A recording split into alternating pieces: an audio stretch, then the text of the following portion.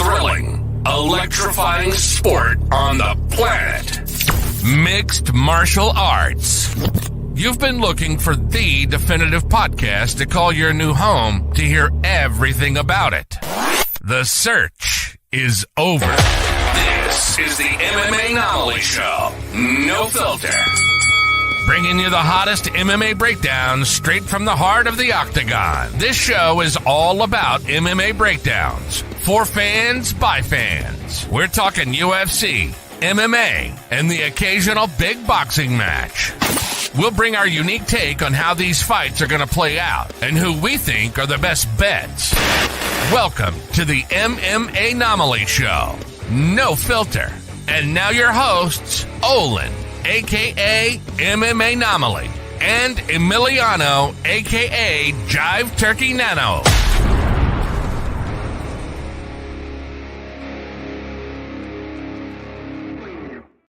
What is up, fight fans? Welcome back to another episode of the MMAnomaly Show, No Filter. I'm your host, Olin, a.k.a. MMAnomaly.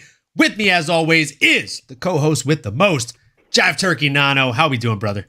We're doing fantastic. It is a marvelous day. As you can see, we're both in character here. One of us more than the other. I'm doing good, my brother MMAnomaly, or should I say MMA Logan over here. Let's go. Good to see you, brother. That's right. Looking oh, man, sharp. I am so ready. I am so ready for Comic-Con. As you can see, obviously just a little bit excited. Just a little bit excited. Chee-wee-wees. Let's go. You already know what it is. Ready to go. On deck. Ready to go man, for 3-0. I almost came as a different character.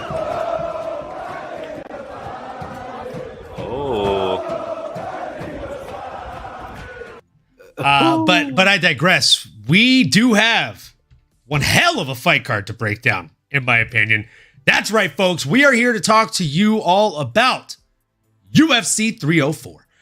So with that being said, we are going to jump on into the early prelims. Nano, we got Shauna Bannon. Maybe it's Shanna Bannon. I think it's Shauna Bannon coming in against Alice Ardaline, who a lot of people online have been referring to as the OnlyFans girl. Nano, what are your thoughts on this fight, and more so on this late replacement matchup for Shauna Bannon? Wow. Yeah, that's appreciate the handoff here. I was unaware of this said, I don't know if it's rumored or if it is true. I obviously did not do enough research on our girl Alice Alderline. Given those facts, again, I may need to take my research offline privately when I'm by myself. But for now, I'm going to keep it professional, and we're going to go ahead and break down the fight. But yeah, brother, this is an interesting one here. We have Shannon. Don't bring the claws out just yet. I'm going to tuck these. I'm going to holster these claws, okay? Rare. Shauna Bannon coming in here, 30 years young, 5-1 record. She's got 2 KOs under her belt. She did lose in her UFC debut against a Bruna Brazil. We'll be hearing that name later. Spoiler. But she is going up against an Alice Aldaline. I'll stick with that. AA, 32 years young as well, 9-5 record, 4 KOs, 4 subs. That is 8 out of 9 finishes for Alice here. Thought that was an interesting fact. When I was looking on ESPN, couldn't find much more in terms of her statistics. She is making her debut here, so we are limited. So how good is she, right? She has not been as active. Certainly in the last, or as of recent, she has not been on the right side of victory. And I did think it was interesting. She has a loss back in 2016 against a one, the only Wei Li Zhang. Ooh. And shout out MMA BG. Just great segue. I may have seen that comment. No, I did do my research, but yes, that's a great call out. Zhang and Zelbita lost by sub, so maybe there is a hole in their game. Or I'd like to think that was, 6, 7. Actually, geez, I'm getting old. That was 8 years ago. A lot can change. Maybe she's gotten better. I'd like to think so. Sorry, brother. I'm getting old, man. Time flies when you're having fun. But yeah, man, all jokes aside, this is an interesting matchup. I just simply do not know enough about Alice. Haven't seen enough, frankly, with much of these girls in the UFC octagon. But I am going to lean Shauna Bannon here. She is the betting favorite, though it is close. But I feel like striking-wise, she has more tools in the arsenal. And I did notice Alice in some of the fighting that clips that I could find on the YouTubes. She seemed to have kept her hands down, a little bit flat-footed. I do see this being a fun 15 minutes back and forth. If it goes to the ground, I will probably give Alice the nod there. But I think Shauna will find a way to get the job done on the feet. What are your thoughts on this start to this fire of a card? UFC 304 in Manchester, England. We'll be dropping some facts throughout here.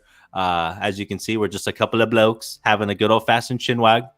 So as I divert there, go ahead and test it off to my brother here.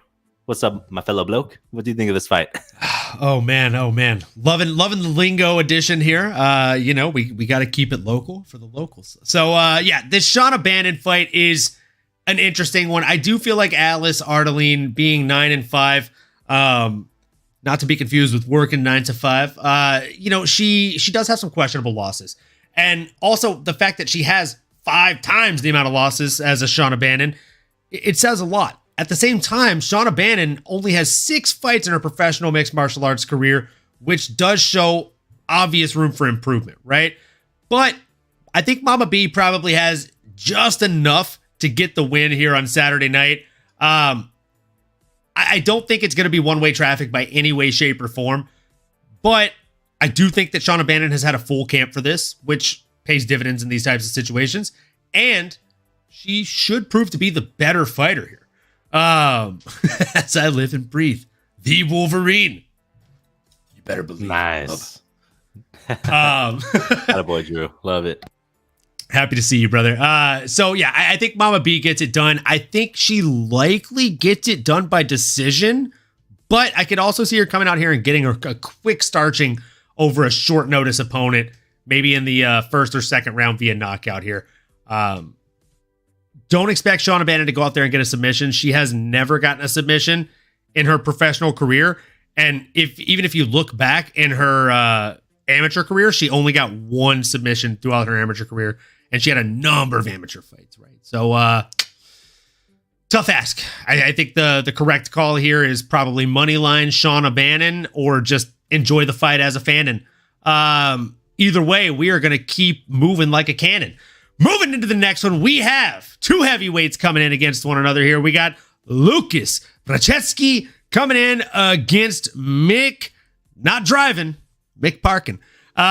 Folks, this one should be a heavyweight fight, right? The only difference is we actually have an undefeated heavyweight for a change, which, as we've seen in the UFC, typically doesn't last very long, right? As we like to say, someone's always got to go. In this case, luckily, he's the only one coming into it with an O.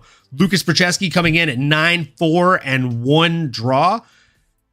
I mean, look, if you look at Mick Parkin, maybe call him Quick Mick, right? He has a pretty quick turnaround here. His last win was over a Muhammad Usman. You may have heard of that guy. He's related to a Kamaru Usman. Before then, he racked up not 1, but 2 wins in the UFC over a Jamal Pogues and a Shao Machado. Look, I expect this to go no different for the young man. I think he probably goes out there, uses the fact that he does have that 1-inch reach advantage and a 30-pound advantage in his favor. I think he's probably going to use that along with the fact that he's also 4 years younger than his opponent. Everything is in Mick Parkin's favor. I think he goes out here and gets a grindy, windy decision win on Saturday night. Nano, what do you got in this one and why? I love it, brother. I love the breakdown. And yeah, man, to your point, not often are we seeing a lot of undefeated heavyweight fighters here. So always exciting there.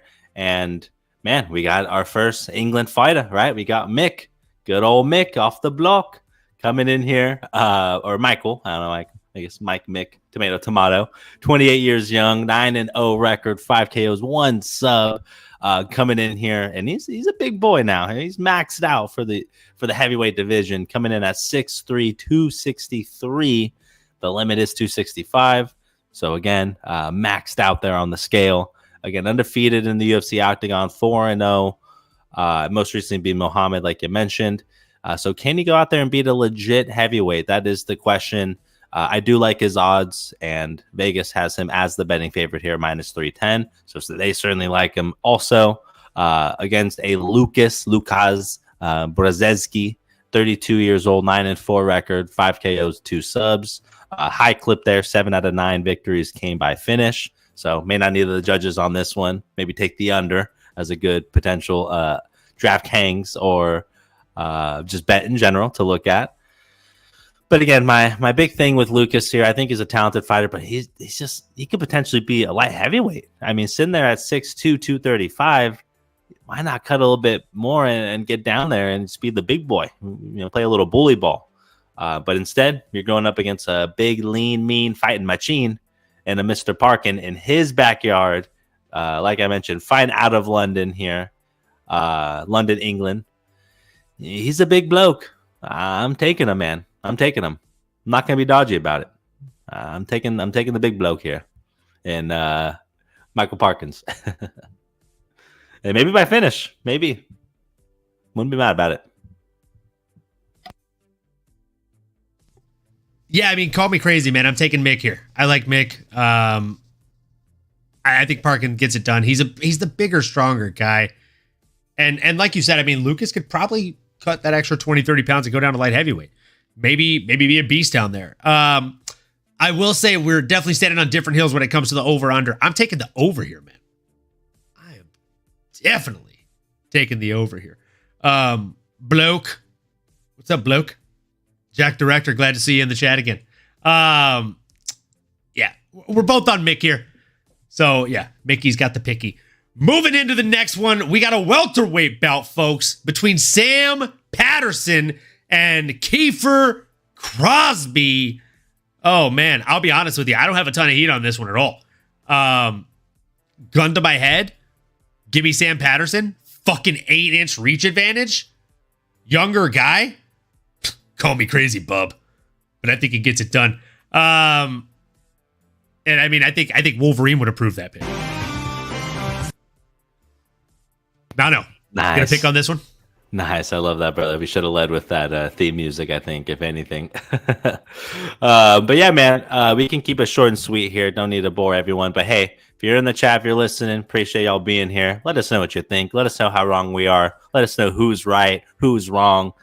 Give us any and all thoughts related to the fights or not here. Again, we're talking UFC 304. We're taking a trip to London. With that all being said here, Jack Director, me neither, not really excited for this one, but these fights end up being the best sometimes. Love that mentality. You're absolutely right. Go with low expectations. That way you can be blown away regardless of what happens. But we're going to explain here why we do think all these fights are worth watching. Sitting here in the pocket, Sam Patterson, 28 years young, 11-2 record, 4 KOs, 6 subs. So 10 out of those wins, ladies and gentlemen, did not need the judge's scorecard. He is finding a way to finish his opponents. No diddy. A staggering welterweight here, 6-4 record, 2-1 in the UFC.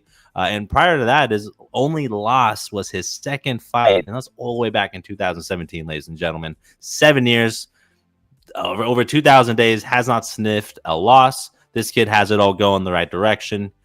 His nickname is The Future. Has the future arrived, huh? That's my big question. Represent Wolford, England. He's a good bloke. And he's going up against a Kiefer, a.k.a. Keef. I gave him that nickname because it's just too fitting. Crosby. Don't like that last name. Let's just call him Keef, okay? So Keef, 34 years old, 10-4 record, 5 KOs, 2 subs. So 7 out of 10 times, 70% clip. He's finishing his opponents as well. So I like the matchup here. I see what the UFC's doing. They're cooking up fighters that are going out and going to give us a violent show.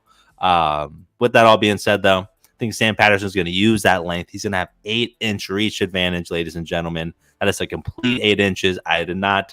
It's not 6 rounding up to 8. Okay, no, it's a true 8 inches, y'all. Okay, I ain't lying to you. That's a whole ass unit, brother. And we may be saying a lot, us blokes out here, but no, this is a real deal Holyfield, okay? He's a big boy. He's going to use all of that length, and I think Sam can find a finish. He's in his backyard. I'm going to lean these fighters having that home field advantage, especially for guys that have to travel. I've done the trip here from the States to London. It's a solid 12 hours. I mean, it is no pretty mission. You got to adjust to the time, everything else, the crowd against you. And that crowd, as we've seen before, not too often, unfortunately, but boy, do they get rowdy. They are a rowdy bunch. Go turn on a Manchester game. Go turn on any soccer game out there. They are bonkers. So in the best way possible as fans. So exciting, great atmosphere. Sam's going to eat all that energy. He's going to absorb it like an energy bomb there, a little Goku style, and they'll find a way to victory. Absolutely love that breakdown, Nano.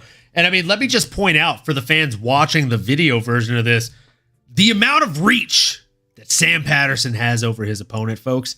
It's as if he has claws attached to his arms, to his hands. That's literally just shy of the 8 inches that Sam Patterson is going to have over his opponent. He'd just as well be going out there like yours truly, folks. That's why Wolverine approves of that pick. We are going Sam Patterson on this podcast. Moving into the next one, we have Muhammad Mokaev coming in against Manel Kape. No cap, all cap. I'm going to be honest with you guys. This fight was originally on the main card. As of a few days ago, it moved to the preliminaries. As of this morning, or maybe yesterday, it moved to the early prelims. And I can tell you that by tomorrow this time, it will have moved again off the fucking card. It's just not going to happen, folks. I know. It's crazy. Speculation. But I digress, folks. This is not me hoping or wishing for a gift under the Christmas tree. This is something that I just think is going to happen. I'm saying this because Manel Kape notoriously misses weight like 9 out of 10 times. And if he doesn't miss weight, there's still complications with the fight. Typically, they get moved. Typically, they get pulled. And now he's trying to post pictures of a gash in Muhammad Mokaev's forehead saying that they got into a squabble at the Fighter Hotel today. Oh, here's Drew, Johnny on the spot here. Apparently they fought at the hotel already. Yes, exactly. One of these young men decided to essentially say, hey, even though we're going to get paid real money tomorrow to fight for real, let's throw that all away as well as possibly our careers and fight here in the middle of a fucking lobby like a bunch of children. So look, that confirmed happened like this, like right now. Today. So what's interesting is that I believe should have been the second time this happened, because I do believe they've had a run-in or an instance at the UFC PI 1 month ago. So this is round 2, y'all. Talk about some heat. I was ready. I was queued up ready. First off, actually, let me say, I was ready, but then I was not. God damn it, UFC. I had my order of all the fights here. You're throwing me off here, okay? I had to scroll up. Now shit's all disarray. I reckon they got into a bit of a squabble. Got into a bit of a squabble out in the hotel. Yeah, it sounds a bit dodgy, doesn't it? Couple of blokes going at it. It sounds rather dodgy, isn't it? Bloody hell. Yeah, I mean, this is unfortunate, right? This is unfortunate. Why couldn't they just have a good old-fashioned chin wag instead? What is a chin wag? Why do you keep saying that? Can you explain what that means? I was hoping you get the context, brother. We're just a couple of blokes having a good old-fashioned chin wag. We're having a good conversation. Chin wag. I'm wagging my chin. A chin wag. I get it. Oh my gosh. Wait, am I a couple of blokes having a chin wag? Am I a UK person? Am I English? You certainly look the part. You certainly look the part. And please excuse me if I fade in and out of this like wannabe English accent. It's so good. It's so good. It's so good. So fun. But yeah, so to that point, this is round 2, y'all. That they've gone into it. That is interesting. They moved it up. And I guess to your point, that may be a bit, I don't even know. Maybe they're showing their hand in the sense that maybe they could just potentially be moving it off entirely, which would be a bummer. I am extremely stoked about this fight. I guess we should still break it down, right? Like we should still touch on it, assuming it's going to happen because Garcia, you got to break it down. Just one more time. Well, as a wise man once said, don't you put that evil on me, Ricky Bobby. Don't you put that curse on me. Don't you put that evil on your boy or any of us fight fans, please. So let's all put some good juju out there. With that being said, though, hey, Muhammad, this kid's a stud. I mean, this guy, we need to give him his flowers. 23 years young, 12-0 record, right? Going in here against the brashing, the violent, and the polarizing, we can say, the Manel Kape, right? 30 years old, 19-6, 11 KOs, 5 subs, so 16 victories, 19 victories, 16 of them were by finish. So this guy is a finisher, my brother, going up against the Punisher in Muhammad Mokaev to stay on brand with the marvelous theme today. Muhammad, represent Manchester, England, represent for the blokes. Let's go. Shout out. I don't know. Couldn't think of anything else to say. For the blokes, shout out. And that was it. Fish and chips. Fish and chips. But Manel, man, he's currently on a 4-fight win streak, really trying to establish himself here. I know he's going to be playing that mental warfare, and apparently too much. Okay, took it a little too far. Who knows what's going to happen? I'm curious to hear your breakdown in terms of their styles or how you see these clash of mixed martial artists. I'm going to leave that to you here, the professional, aka Wolverine, who's been in more scuffles than just me over here in my man bun. So talk to me, Logan. What we got? I see this fight breaking down. Look, I'm the best there is at what I do, and what I do isn't very nice, Bob. No, look, Muhammad Mokaev is probably going to go out here and look to establish the dominance early with the grappling. I do think the Manel Kape has stronger hands and just strikes in general. The man carries a lot of power. The pop, the spring in the way that he throws these strikes, you can just tell that there's a lot of oomph. There's a lot of fucking kick behind that shit, right? That flying knee comes to mind. He missed weight for that win as well. Look, I'm sorry, okay? Shocker. The guy fucking misses weight. We've been through this, folks. But I'll tell you this. I gotta agree with Jacques Director again. Don't let Kape get the mic. Please don't let that guy get the mic, folks. It doesn't make sense. And again, another thing that Jacques Director pointed out here, there's a 7-year age difference here. And if you had me watch these two gentlemen fight, if you had me watch their last 3 to 4 bouts, as well as asking me, or telling me which one of them made weight, 3 out of 4, their last ones. Here's the thing. 7-year age gap, watching their last 4 fights, I would think that Manel Kape is the younger guy just because of the skill deficit there. I feel like Muhammad Mokaev is such a complete fighter for a 23-year-old. He's a complete fighter for a human being. Age aside. But you take into account the fact that he is 23. He is 9 years outside of his fucking fight prime. He still has 9 years for this part to grow. That's hard for me to wrap my brain around as an MMA fan. He's so fucking good already. Like, unless he goes to the school of John Jones scumbaggery and decides to just do terrible things and not do the right things, obviously, and take 3 years off to go up a weight class, things like that. The kid has one of arguably the brightest futures I've ever seen in the sport, Nano. I'm extremely excited about it. I think he beats Manel Kape pretty fashionably. The fact that you can get him at minus 155, I don't want to sound like a madman, but I will. I will. Here's the thing. I think that's almost a robbery. That's one of the best case scenarios that you'll get this kid. Because after Saturday night, assuming this fight happens, you won't ever get him at those odds again. You won't get him below minus 300 juice.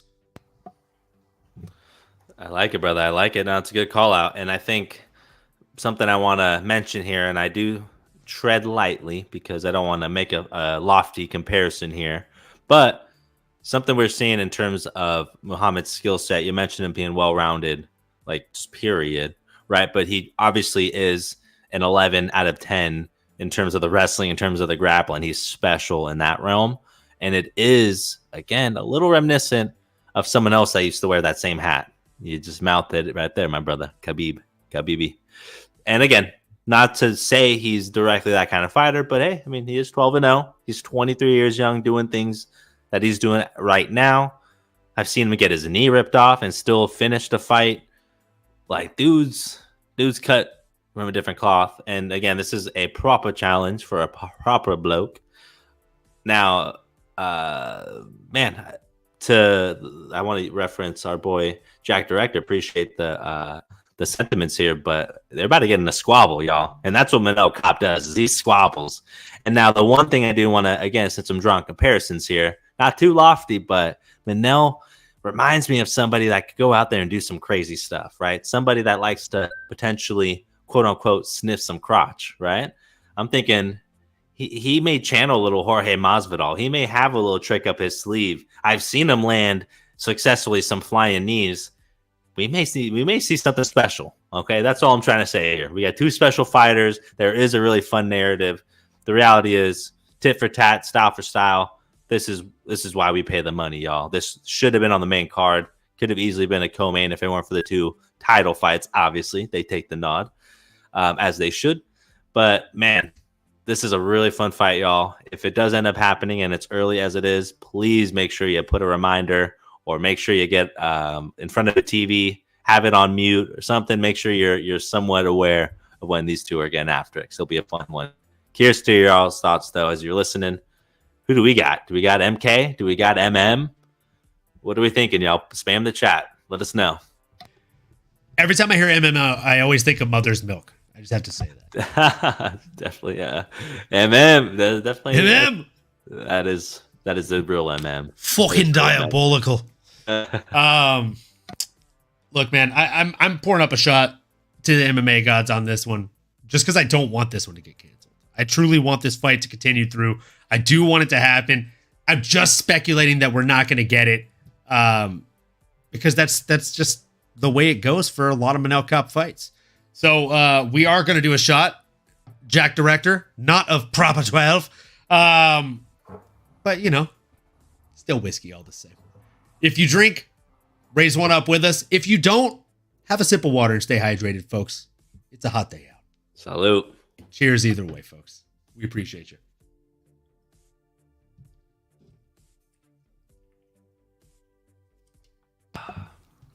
Yeah, man, this will be a fun one. Hopefully it happens. Hopefully it does happen. Definitely, hopefully it happens. Definitely, hopefully. Moving into the main event of the early prelims, we have Oban Elliott coming in against Preston Parsons. Oban Elliott, absolute beast of a human being. If you don't know about him, let me tell you a little bit about him. So this young man, born in 1997, sitting right now currently at age 26. He stands 6 foot tall, 72-inch reach. He's coming in against a 29-year-old Preston Parsons with a 5'9" height and 71-inch reach. Now, what I like so much about Oban Elliott is this. Again, young man, he's just class. Some might say he's a gangster.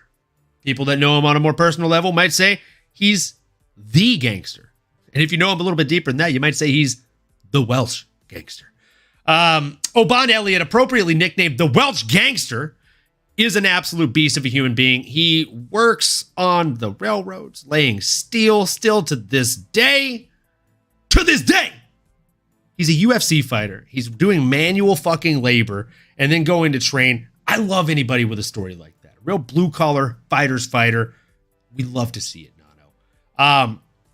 He does, however, have his work cut out for him. Not only does the young man standing across from him on Saturday night have more fights than he does under his belt, does Preston Parsons, he also is just a formidable opponent, right? Even if you look at the votes on Tapology, it's fairly close. 65-35, I would say, is a pretty damn good split out of almost 2,000 people that have voted on it. Now, breaking it down a little bit further, obviously, Oban Elliott, other than the height advantage, what has he done in the UFC? Well, he's only had one fight in the UFC. It was against Val Woodburn, who you might recognize as the guy who stepped in on short notice, a weight class higher than he usually fights at, and went in there and lost to Bo Nickel. And mind you, he lost in 38 seconds to Bo Nickel. It took Oban Elliott the entirety of the fight to get a decision win over him. Meanwhile, across from him, you got Preston Parsons, a man who only has 4 losses, 2 of which were knockouts. One was a submission, one was a decision. So I think the biggest path to victory for somebody like an Oban Elliott, the Welsh gangster, who is very well-rounded in his wins, is probably going to end up being a knockout win, right? We know the guy is strong. He does have really solid punches. He's gotten a first-round knockout over George McNamara, but that was back in 2021, far before the UFC. It wasn't a nice little feeder promotion where the UFC does get a lot of fighters from. Paddy Pimblett came from this feeder promotion, talking about a Cage Warriors. But I digress, folks. I just think it's going to be tough for Oban Elliott to go out here and get it done over Preston Pressure Parsons. And if you look at the DraftKings odds on it, it's damn near a pick'em. And they actually have Preston Parsons as the favorite. If you want to throw a little random dog pick, maybe sprinkle some on Oban Elliott. But this is one that I think I'm going to avoid overall and just try and enjoy as a fan. I do like Oban Elliott as a fan. I want to see him win. I just feel like this is another time, tale as old as time, where I'm betting with my heart and not my mind on it. So I am going to stay away from the betting line. I feel like it's a bit of a trap. Nano, who do you have in this one? Excuse me. That is interesting that they do have Preston Parsons, double P, as the betting favorite. And first and foremost, great breakdown, my brother. I'm just going to add a little extra color here and say that, man, if I am looking at a dog, I think I might take the Welsh gangster here, right? I mean, this guy sitting at a plus 115, 26 years young. I think he's trending in the right direction. He's 2-0 in the UFC, 6-0 coming into this fight, where you got a Preston Parsons 2-2 in the UFC, no submissions. Is he one-dimensional, I guess, is my question there. He's 11-4 with 9 subs. I said no subs. I should have clarified. I meant no subs in the UFC. So he does have a lot of submissions under his belt, but nothing as of recent, right? So 4 fights, he hasn't been able to do that at the highest level. So is he going to be able to do it against an Oban Elliott, who at 26 years young, again, I think is trending the right direction, getting better each time we see him. And man, for me, we like our dogs around here. I think this might be the first underdog I'm looking at here in my DraftKings lineup this upcoming weekend, baby. So I like what I'm seeing, and I'm going with Oban Elliott if it wasn't clear. Let's go. We love a good dog pick, baby. I'm going with Oban Elliott too. Jock, let us know who you got in the chat here, my guy. Moving into the next one, we're making it into the preliminary fights here, folks. We got Modestas Bukauskas, a friend of the Against the Fence podcast, who we're friends with as well, coming in against Marcin Prashnio. Nano, I'll let you take the lead on this one. I don't have a ton of heat on it, but I've got thoughts. Oh, sorry, my brother. As I was just sneezing there, allergy season. Make sure God y'all bless take you, my your child. allergy meds. God bless you. Yes, thank you. If you see any snot in my face, please disregard it. That's none of your business, okay? It's mine. I'm saving it for later. Modestas Bukauskas coming in here, 30 years young, 15-6, 9 KOs, 2 subs. That's 11 out of 15, y'all. He is getting the job done without the judges' need necessary. And he's coming in here against a Marcin Prashnio at 36 years young. I think that's probably the best I've ever said his name. Prashnio. 17-7 record, 11 KOs, 1 sub. So it's 12 under his belt as well. Very similar. I mean, if you look at that, 11-15, 12-17. Modestas is coming in at 6'3", coming off a tough loss against Vitor Petrino. But he is on prior to that, he was on a 4-fight win streak. But again, if we're taking a big macro step back, even farther than that, 4-4 overall in the UFC. So frankly, like, what version are we going to see? He has some good strikes. He has great moments. He can put it together. But he's up and down, to say the least. Marcin's coming in here, 4-5 record, so pretty close, since entering the octagon, the UFC octagon in 2018. Also has a loss to Vitor Petrino. Also 6'3". I mean, these guys are Spider-Man pointing at each other, virtually identical in there. So I don't know, man. This is a tough one. In terms of betting, I probably would stay away as well. But I guess if I had to pick somebody here, because I do have a microphone and y'all are listening, I'm going to lean with the betting favorite, Modestas Bukauskas. I've seen him a little bit more. I trust his upside. I think I trust his ceiling, and his floor is still just about as good as Marcin Prochnow on most nights. So again, I'm leaning Modestas here, but I could be swayed otherwise. Let me know what y'all think. Let me know if I'm just talking gibberish here. I'm just a Jive Turkey, little old me. But again, that's where I'm leaning on this one. Again, I just think he's well-rounded enough to get it done. And Vegas seems to agree. So who am I to disagree? Am I right? Great breakdown, brother. First and foremost. And look, man, I mean, this is one of those fights where it really just, as they've said in the chat here, and of course by they, I mean Jack Director, it really does just depend on who shows up for this fight, because both of these men have the ability to win this fight on Saturday night. I just think Modestas Bukauskas, with the 4-inch reach advantage, even though he's been a bit up and down, should have what it takes to win this fight. The Baltic Gladiator is, I mean, he's up and down, right? Most recent fight was a loss to Vitor Petrino. Also has losses to Jimmy the Brute Crute, Mikhail Oleksiejczyk, and Khalil Roundtree Jr., which, I mean, come on, those last two are just not bad losses to have. Wins over Tyson Pedro, Chuck Campbell, Lee Chadwick, and Zach Pauga. I mean, he essentially got kicked out of the UFC and got brought back after getting a couple of wins in Cage Warriors.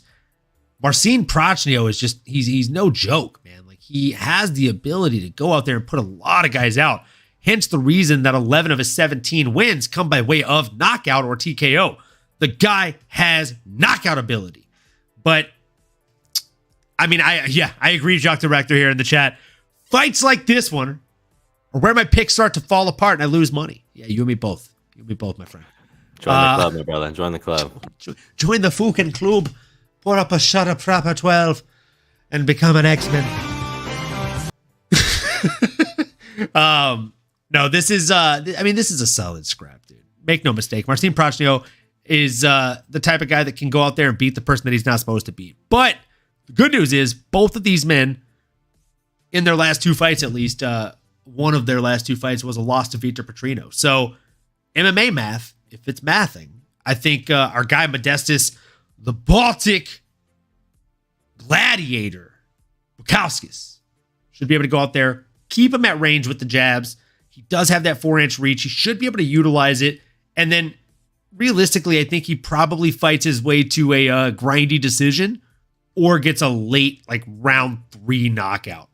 Am I going to bet on this one? Probably not. As our homie in the chat said, this is where I would typically lose money. Not going to fall for the minus 155 juice trap. That's exactly what it feels like. It's exactly what it feels like. You smell something sweet, you go in there for a little nibble, and then you look up and you realize that the top has been closed. You can't get out. And also, there's nothing sweet at the bottom of that barrel. You just got screwed. So, not doing it. Absolutely gutted. Absolutely gutted. Not doing it. Moving into the next one, we got Jake Hadley coming in against Caolan Loughran, which might be the most English name I've ever heard in my entire life. Very interesting fight here. When it comes to these two gentlemen, there is a bit of a reach difference, right? Not a ton, just 2 inches, 70 inches to 68. Caolan Loughran is giving up a couple of inches, but I mean, this fight is also taking place at 135.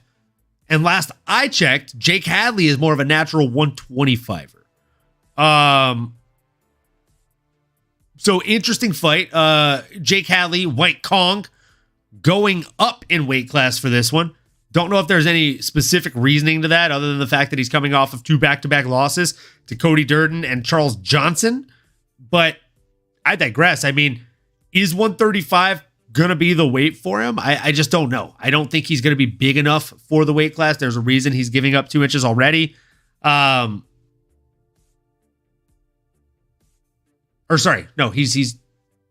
the one with the advantage. That's crazy to me. He actually has the reach advantage, even though he's coming up in here. Hold on. Nate, anytime I use MMA math, the equation changes. That's a fucking fact. Yeah. That's a fact. That's a fact. Look, I just don't understand the move up, if I'm being completely honest. Jake Hadley, if he's able to make the cut to 125, stay at 125, utilize that reach advantage, have a more massive reach advantage. The Don, Kauflin Loughran, he hits pretty fucking hard. So, I mean, I think guy might go out there and get a knockout win over Jake White Kong Hadley. And I mean, granted, Jake Hadley's never been knocked out. He has lost all three of his losses are by way of decision. But we've seen him get hurt in fights. And he's fighting guys like Carlos Candelario and Alan Nascimento. Like, these guys don't really have knockout power or power in general the way that I feel like a lot of these 135ers do. So if Cowlin doesn't get the knockout on him, I do feel like next fight or fight after, he's going to come into contact with somebody that just has too much power for him as a natural 125er. Give me Loughran in this one. And I almost feel confident saying give me Loughran by finish. If you don't feel confident putting Loughran by finish, you could do the under 2.5 at plus 190 odds. That doesn't feel like a trap. That actually feels pretty solid to me. Does it count as a flyweight under if one of them was a flyweight or is a natural flyweight? No, who you got in this one, man? Those are great questions, brother, that I cannot answer for you, okay? You have to make that own determination, your gosh darn self, okay? But no, I think, and to give our boy Jake Hadley a little bit of credit here, man, I think due to him taking this fight on short notice, he is the fight replacement here for Ramon Taveras, who was originally supposed to fight Cowlin. So maybe that's why. Maybe it's a catchweight type of scenario here, in which case maybe he didn't have to do some of the cut. Maybe that'll pay towards his favor. I think the reality is typically doesn't. However, okay, to stay on Jake Hadley here, 27 years young, 10-3 record, 3 KOs, 5 submissions. That's 8 out of 10 of his wins are by finish. Seems to be favoring those subs a little bit more. And he's repping Birmingham, okay? And I know I said that, and you may be thinking Birmingham, Alabama. But no, I'm talking about Birmingham, West Midlands, England, okay? So he's taking the fight in his backyard, isn't it? It's rather strange. That's rather strange, isn't it? It's rather strange, isn't it? So that is something to consider here, y'all. He's getting a little bit of the edge, a little bit of the hometown discount. And again, those last 2 losses, man, those are tough guys, right? Cody Durden, unfortunately, took it out recently. But Charles Energy Johnson, that's a dog, okay? Let's give the man some credit. No stock lost in my book. I do like his striking. He's very clean, even though he might kind of keep his hand down a little bit, but he moves well, and it's like a straight piston out of there. So I like the way he strikes. I think he's good. However, okay, Cowlin Loughran coming in with the full camp, 28 years old, 9-1 record, 5 KOs, 2 subs, 7 out of 9. You do the math. It's pretty high. But don't use Nate's MMA, like you mentioned. That'll give you a wonky number. But he is Cowlin, 1-1 in the UFC. And again, he just seems like a tough, brash fighter. I will be honest, he left an impression with myself, talking a little crazy in some of the press conferences. I think he even flipped off the crowd at one point. We might see that again, to be totally honest. He's in hostile territory. I don't know if the Brits love the Irish, so we can see some fireworks there. But again, it'll be a fun showcase. I do think Cowlin will find a way to get it done. Use that full camp, use his gas tank, and use that wrestling background that he has as well. That's lower center of gravity. Dude's brick like a freaking tank. Dude's built like a tank, excuse me. Looks like a brick. So I'm leaning with him. Give me Cowlin.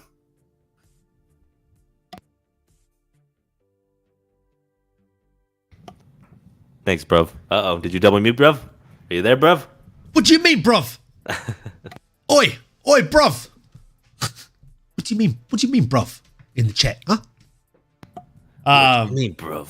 What do you mean, bruv? What you mean by that, huh? Trying to channel my inner Billy Butch. A little more grizzled, isn't it, bruv? A little more grizzled, isn't it? Isn't it? Hey, listen here, wee Huey. There he is. Eddie's back. I think you meant to say you're welcome. You're welcome. Daddy's home, Huey. Oh, okay. Dude, that's such a good fucking show. The Boys is... I've already decided, since it's the last season, if we get tickets for Comic-Con next year, I'm doing Homelander. I'm bleaching the hair. I'm shaving all this. And getting the full-on costume. We're going to do the Homelander. We're doing it big. Got to. That's a fun one. Fuck it. Maybe I'll grow the beard out.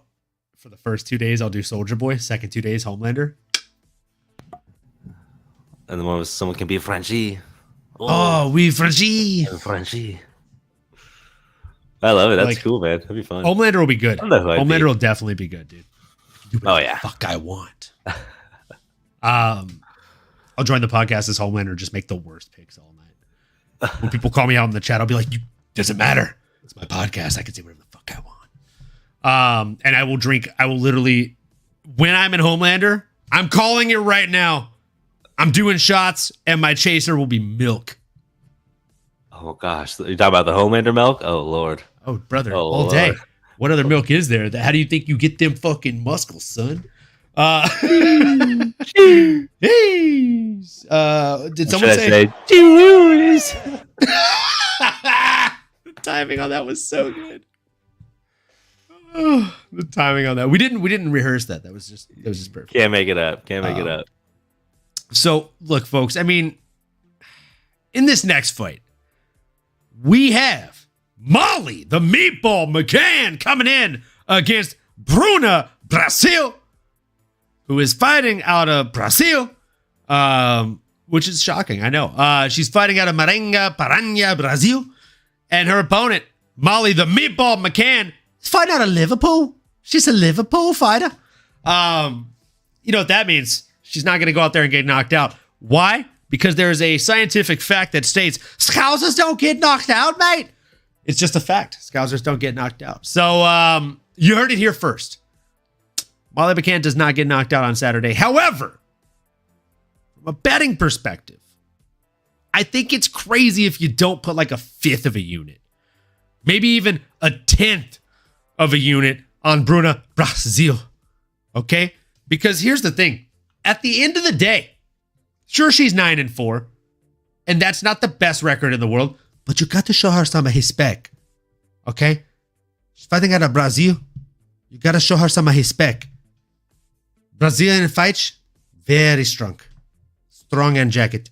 And also, Molly McCann is a highlight reel factory when it comes to the spinning back elbow. We've all seen it. That shit there. It's hard to do in a chair, in the seated position, obviously.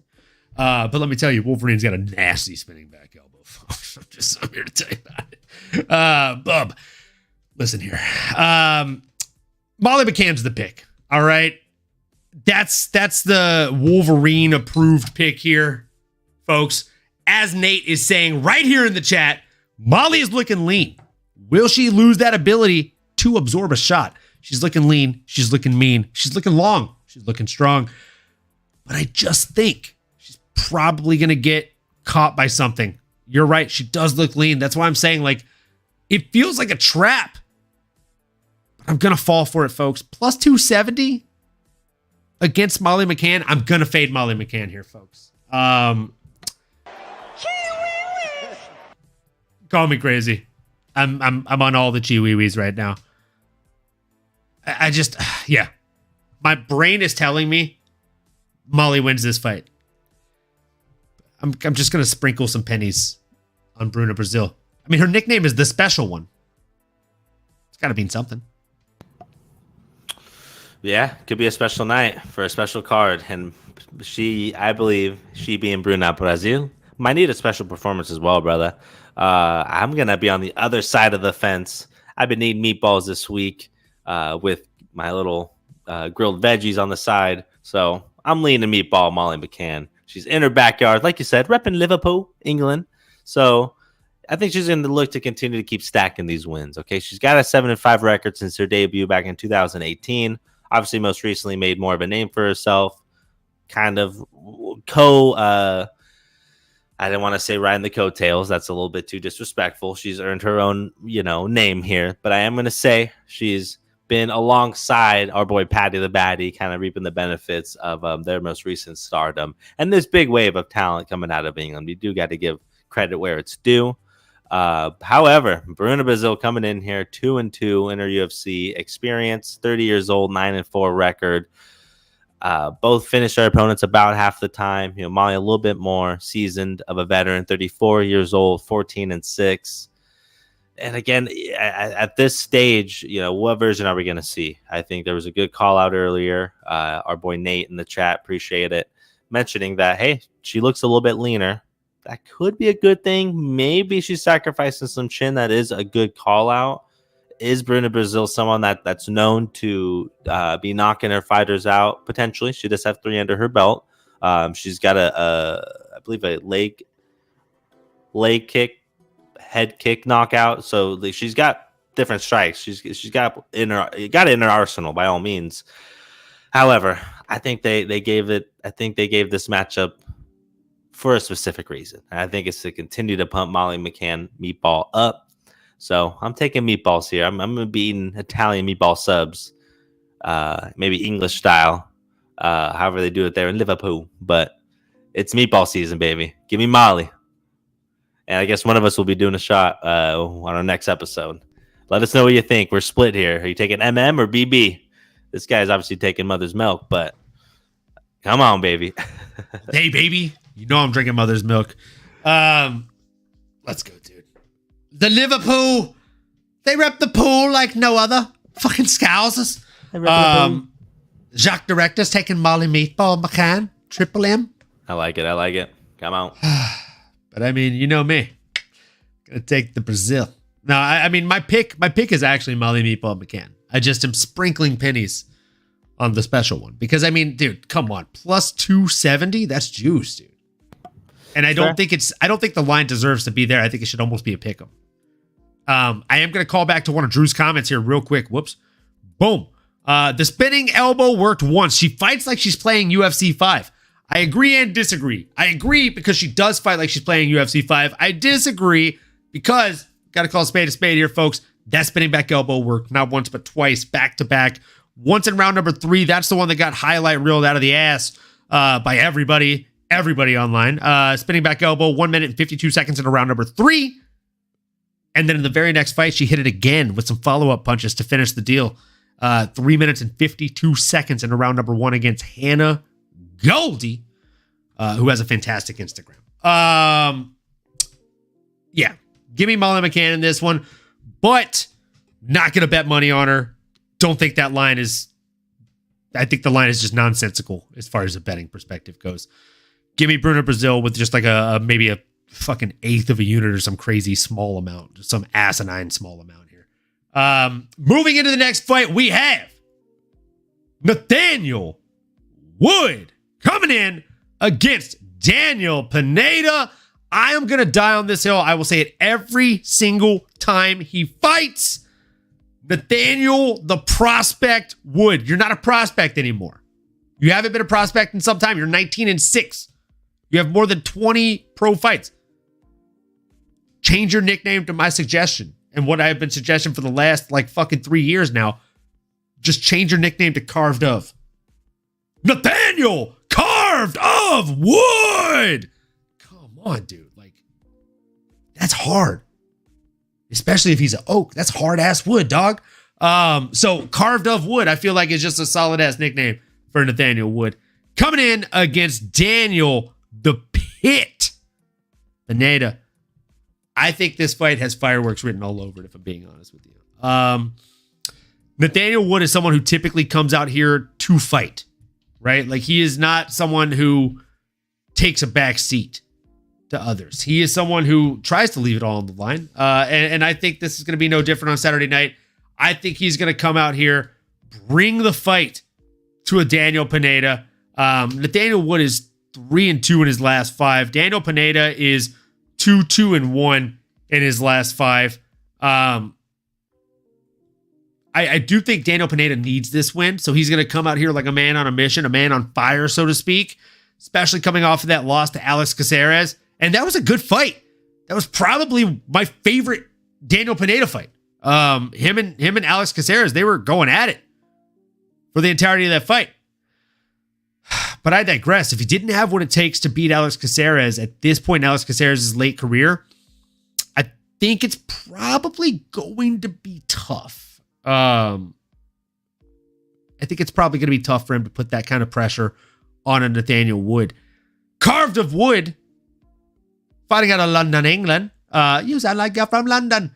I think he's going to come out here and just honestly apply pressure nonstop. I think he probably hits like 3 to 6 takedowns, secures a decision win here. He's not a big finisher, is Wood, and that's probably why out of 2011 people that picked, 96% of them are in my boat here. They're thinking Wood's going to win. 81% of those people think he gets it done via decision.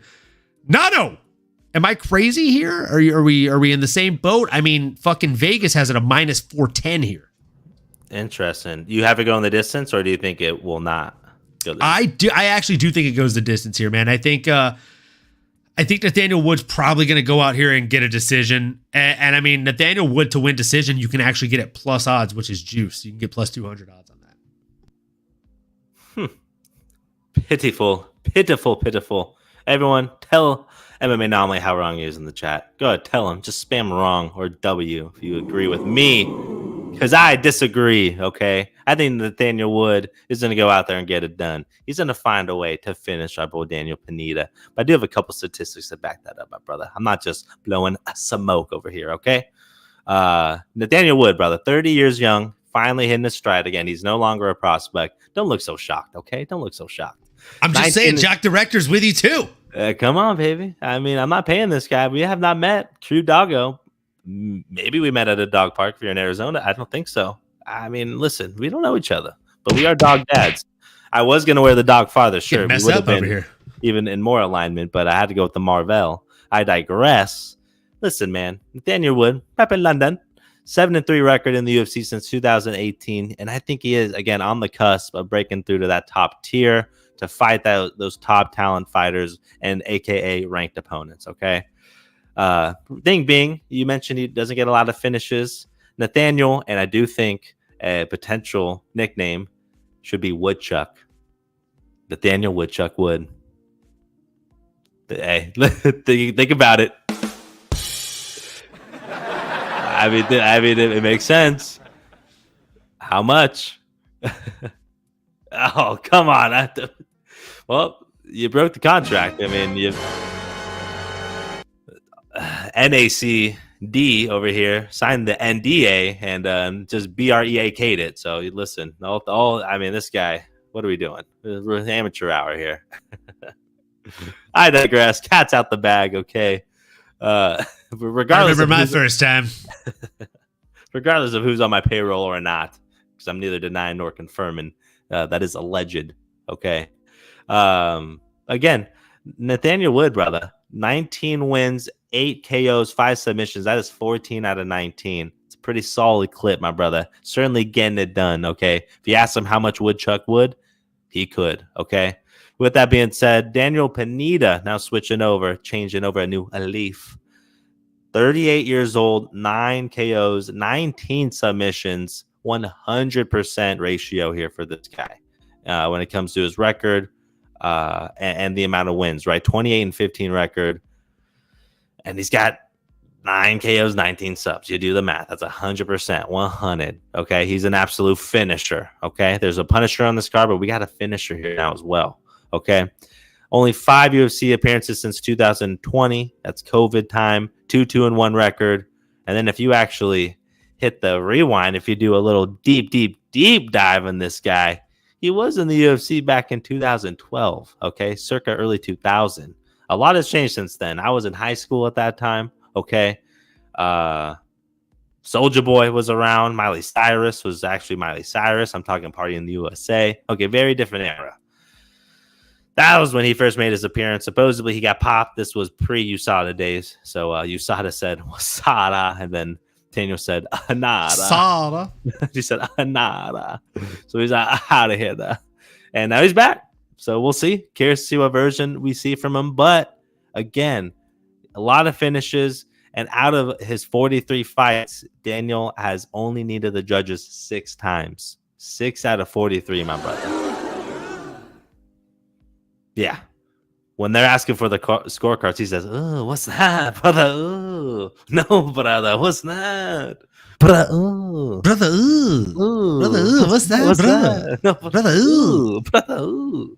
That's what he says. So again, That's what he said. that's what he says. That's what we've heard. Ooh, brother, ooh. Ooh, what's that, brother? It's so fun to do. I could just do it over and over again. Everyone knows. Everyone has to do it in there. Ooh, brother, ooh. So again, Nathaniel Wood all the way. The odds are a bit crazy. I ain't gonna lie. I actually hope I see somebody dressed up as that guy just doing that at Comic-Con tomorrow. That would be hilarious cosplay. Like a very easy thing to you just wear the garb. You're like, ooh. Just walk up to everybody else's cosplay like, brother Wolverine. Ooh, what's that? Grow the beard. Ooh. Ooh. That's funny as hell. That's a good one. That's a good one, dude. So Nathaniel, Woodchuck Wood, baby. Let's go. Woo-wee. Woodchuck Wood. I mean, can we get a Chiwi-wee? That's right, baby. I'm not mad at it. The only counter argument that I got for you, because I got to have some kind of counter, is he hasn't gotten a finish since 2019. And that was over Jose Quinones, who, I don't know if you remember that fight or not, but he looked a lot scarier than he actually was. Like, he looked like a Mexican Robotnik. Like live action Robotnik. Not like the fat one, but like the scary Jim Carrey one. But Mexican. And scarier with hella tattoos like he just got out of prison. But he didn't fight that way. So that's the last time he got a finish, and that was a rear naked choke in round number 2. But you got 3, 4, 5, 6, 7, 8 back-to-back finishes in that run. Right? I'm talking some rear naked chokes. I'm talking some punches, some barrages, some Darce chokes. I thought he was a Jedi. Motherfucker said, "Welcome to the dark side" to some dude. So yeah, he could go out there and get a finish. It's just been some time since the prospect has gotten it done. But you know what? That's a good perspective to look at things from, So I will see your side. I just I don't know if I'm gonna bet it. Are you feeling like you're gonna put in maybe an underdogs bet at the end of the show here and that be one of your picks? Nathaniel by finish. Yeah, if I could find, if we can get that double odds there, or I think you can get some spice there for sure. Yeah, I'll look right now. Why am I saying as if I can't just look it up on my cellular device here? I apologize. I am dialed in. Don't get it twisted. Don't treat me like my middle school teacher here and slap my wrist because I'm on my phone. All right, I'm just taking a look. It is business related. So let's see what we do got on the line. Okay. Oh damn it! I gotta log in every single time. Dude, I swear, every time I try and do it on the desktop, it makes me log in. That's why I have to end up doing it on my phone. If it tries to make me log in on my phone, I'm just gonna have to reset my password for the 37th time. So I think same boat. I can tell you right now that when it comes to this fight, you can get your guy, Nathaniel Wood. Oh man, you don't get a multiplier for that. You just get flat odds for the finish, higher or lower. But under 1.5 is plus. Yeah, I was gonna say the under on the rounds is maybe the one to go. On underdogs, you can get the under 10 minutes on the Nathaniel Wood fight at even odds. But if you think he gets it done by submission, you could do like 2 different parlays here on the underdogs app. So you could do 1.5x multiplier if you think he gets the knockout, Nathaniel Wood. And you could do a 2x multiplier, extra spicy, if you think he gets the sub. Mm-hmm. Interesting. Yeah. Interesting. I'm looking right now. Now I'm getting sucked in. Okay, the now I am getting one stuff too. Yeah, we're gonna finish the breakdown, and then we're gonna do a couple of underdog little cash in bets at the end of the show here as we do. So moving into the next one. Oh man, it's a fun ass card. It's gonna be a fun card from top to bottom on this one. I can feel it, folks. So moving into the next one, we are just trucking right the hell along. That was the main event of the prelims. That's right, folks. It's time it's time for us to go ahead and move right on into UFC 304. It's time For the main card, folks. And with that being said, the first one is a fucking banger. We have Arnold Allen coming in against Giga Chikadze, the creator of the Giga Kick. This, again, is a fight that has fireworks written all over it. I think both of these guys don't know how to put on a boring fight. Nano, take the lead, brother. Lead us out on this one. Let's go. I'll set the freaking tone. Absolutely, brother. Appreciate you. Like you said, man, Arnold Allen versus Giga Chikadze. Two absolute beasts, two studs, two staples of the division. And as I like to say, man, a lot of implications, right? This is a huge one for us, y'all. I'm going to start with double A here. Arnold Allen, 30 years young, 19-3 record, 7 KOs, 4 subs, fighting out of Felixstowe, Suffolk, England. Okay. I don't think I said that right. I apologize. First time I've said it out loud. But Arnold Allen, absolute beast. I mean, dude looks country strong, and he certainly fights the part as well. And again, I do feel like this is a must-win for Arnold Allen. Huge implications. He's made his debut back in 2015, so he's coming up on a decade here in the octagon. Went on to a 10-fight win streak, for those that don't know, to go on and beat the likes of a Sadiq Yusuf, a Dan Hooker, a Calvin Kattar. Then he had some turbulence, okay? Little speed bumps in the road there, losing to a Max Holloway, losing to a Movzar Ovliov, which, frankly, that was a weird one. That was a close fight. I think he could have maybe had a little bit of a better outing. Might be different if they were to fight 10 times. I don't think that happens every time. I think it's closer than we think. So that I'm going to, give him the benefit of the doubt. And again, Max, MF, and Holloway, I mean, come on. A loss to him, I think you should just be lucky and, shall I say, blessed to just share the octagon with a legend like him. If you end up winning, you're of the elite of elite, because he's kicking most dudes' ass, okay? But aside from giving Max Holloway his flowers, Arnold Allen is an absolute beast. Someone that's really fun to watch, just has all the skills, feels kind of like a meats and potatoes guy. That's kind of on brand with us here at MMAnomaly, no filter. We love our meats and potatoes guy, and that's exactly what he does. Meats and potatoes striking, everything 1-2, 1-2, clean down the pipe, no fluff. But again, he's going in there against a different style of fighter here. Giga Chikadze coming in with a 15-3 record, 35 years old, 9 KOs, 1 submission. That's 10 out of 15 of his wins have been by finish. So he's, what he's looking for. Since 2019, on a 7-fight win streak as well. Beat a Cub Swanson, beat a Edson Barbosa. He lost to a Calvin Kattar. So, Nate, don't pull out your calculator here. Don't use that MMA math, okay? May not be conducive. But he is back on track, being an Alex Caceres, who's an absolute stud. He showed a lot of his strikes. I'll leave more of the strike and breakdown here to MMAnomaly. That's his world. But I do think this is a huge test for Giga. I'm rooting for him, frankly, because he's someone you want to root for. Family man. He's a unique, talented fighter. There being at 6 foot, at a 6 feet, I guess, 6 foot tall. I was trying to think of how to say that. Got stuck there. My brain was overwhelmed. In this featherweight division, and he uses all bit of that reach. He's going to have 4 inches of reach advantage on Arnold. Can he keep him at distance? And what are we going to see? Is Arnold going to deploy the grappling? Is he going to try to make it a little messy for Giga Chikadze? Because if he's just trying to go tit for tat, I do like Giga's odds. If it stands on the feet for 15 minutes, it's a good chance Chikadze is going to be holding his hand after that 15 minutes.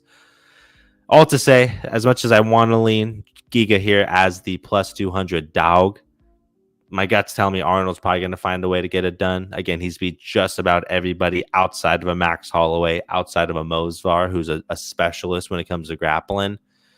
And I just don't see Giga maybe giving Arnold those same challenges. I think he'll find a way to use his well-rounded skill set to probably get the job done. But it's going to be close, and I'm going to be rooting for my boy Giga. So I hope I'm wrong. Maybe you could talk me off the ledge here, or further break down some of the actual striking, or just how you see this one go down, because this is a really fun one. This could be a fight night main event, y'all. Curious to hear your thoughts, MMAnomaly. What do we got? Or should I say Logan? Don't know what to call you today over there. Look at you. Definitely feeling like a different human being every time I look in a mirror or at myself on screen here tonight. Look, I'm going to agree with exactly what Jacques Director said here. Was really pushing for Arnold to beat Max, even though we all love Max. I thought Arnold was the next generation for that division, and now he's on a 2-fight losing streak, but I still think he's the future. And then he goes on to say, I really think this fight is important for both. It seems like this will be the fight to get either guy back on track, in my opinion. I couldn't agree more with both of those sentiments. So here's the thing. Arnold Allen versus Giga Chikadze, two very different striking styles. You have Arnold Allen, who is just an absolute billy club of a human being, right? Like you just grab that billy club and you whack whatever the fuck you want to hurt with it as hard as you can. You don't have to have the best form. You just swing it as hard as you can. That's the Arnold Allen style of fighting. He just swings as hard as he can, doesn't always have the best form, doesn't always look the prettiest, and it's not always the best timed or placed shots, but he's throwing everything he's got, and by golly, if it hits, it's gonna fucking hurt you. So the billy club that is Arnold Allen, I mean, that's what he's got to do against the Giga Chikadze. But they are a very weird stylistic matchup, almost like a classic UFC style matchup when we'd see Taekwondo versus Muay Thai, karate versus judo, or karate versus I don't fucking know, 3 different types of karates against 2 different other types of karates. Or whatever. Taekwondo versus karate. You know what I mean? So like Jeet Kune Do versus Wing Chun. It's 2 very different styles of striking, but at the same time, like they have a lot of similarities, right? Like the biggest difference here is Giga Chikadze, it's all in his nickname. His nickname is Ninja, right? He strikes like a ninja. And what I mean by that is if a ninja is going to get you with a throwing star, you don't see the throwing star. That's why it kills you, right? That's how Giga wins fights. If he's going to hit you with the Giga kick, it's because you don't see it coming. Watch any of his old kickboxing matches, you'll see him set it up. He'll keep the hand out in your face, bow! And that left kick slices up into your right ribs, into the low ribs, probably breaking at least the one lowest one. And that's why you quit. We see it work on fighters. It's a disturbing kick. It's just a roundhouse kick. It's not anything crazy. It's not anything new. It's the Giga kick because of how he times it, because of how he sets it up. And I think, again, that's going to be the biggest thing that he has to do to win this fight. So his key to victory is going to be the Giga kick and the Giga school of timing, right? Setting things up, living off of that jab, which candidly, I think is going to be pretty easy for him to do with a 4-inch fucking reach advantage, kid. Like, he has a hell of a reach advantage and he knows how to use it. Again, he can live at the end of that jab. And if you think he's going to be able to utilize that reach advantage, the fact that he's also got a 5-inch height advantage, come on, kid. Like you gotta see the fact that that's going to build into something here. I like Arnold Allen a lot. I thought he was the future. I wanted to see him win. Call me crazy. Tell me that plus 185 line is a fucking trap. I'm going to take Giga Chikadze money line here, I think. Bet with your heart, go with your gut. You know, why not, man? I mean, it's a slim pick'em, right? It's not, Arnold's not an overwhelming favorite, so why the hell not? And if he wins, I don't think that we actually get him at dog odds ever again. Truly. I think if Giga goes out here and beasts through Arnold Allen, I don't think we get him at dog odds like this again. If Arnold Allen goes out here and destroys Giga Chikadze, again, call me crazy. Jacques Director in the chat, please fucking correct me if I'm wrong, bud. But I think he still gets disrespected and gets the underdog pick on the next 3 fights that he fights, no matter how good he looks out there, because of who he'll have to fight next. Yeah, I mean, he's Sin with a 10 next to his name, right? Arnold's Sin with a 6. It gets very slim pickings once you get anywhere else from there, right? That's what I'm saying. It's a good challenge for them both. For someone like Arnold, right, coming off back-to-back losses, again, that's why I said feels kind of like a must-win. I mean, going 3-0 as a ranked fighter looks tough. You know, you don't want to turn into a Tony Ferguson, with all due respect. But going from winning 7-12 in a row to losing, now going on a losing streak, like, that's tough. I know as an athlete, as a competitor, you see those things, you think about it, and hopefully that motivates them in the right way.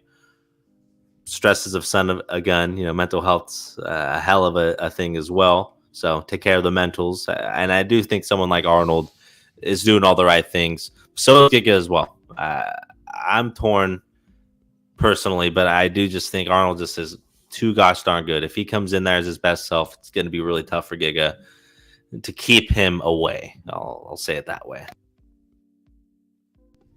I agree. And again, Jock Director agreeing with you. It's a 100% must win for Arnold Allen. He definitely needs this win. But I mean, like, again, looking at Giga Chikadze, like he is sitting a little bit more pretty just because he's coming off that win over Alex Caceres. I do think the canceled bout against Josh Emmett was probably a godsend for him. I don't think that stylistically favors him. Just because Josh Emmett is, like, Bruce Lee says, be water, my friend, right? Like, water can flow or it can crash.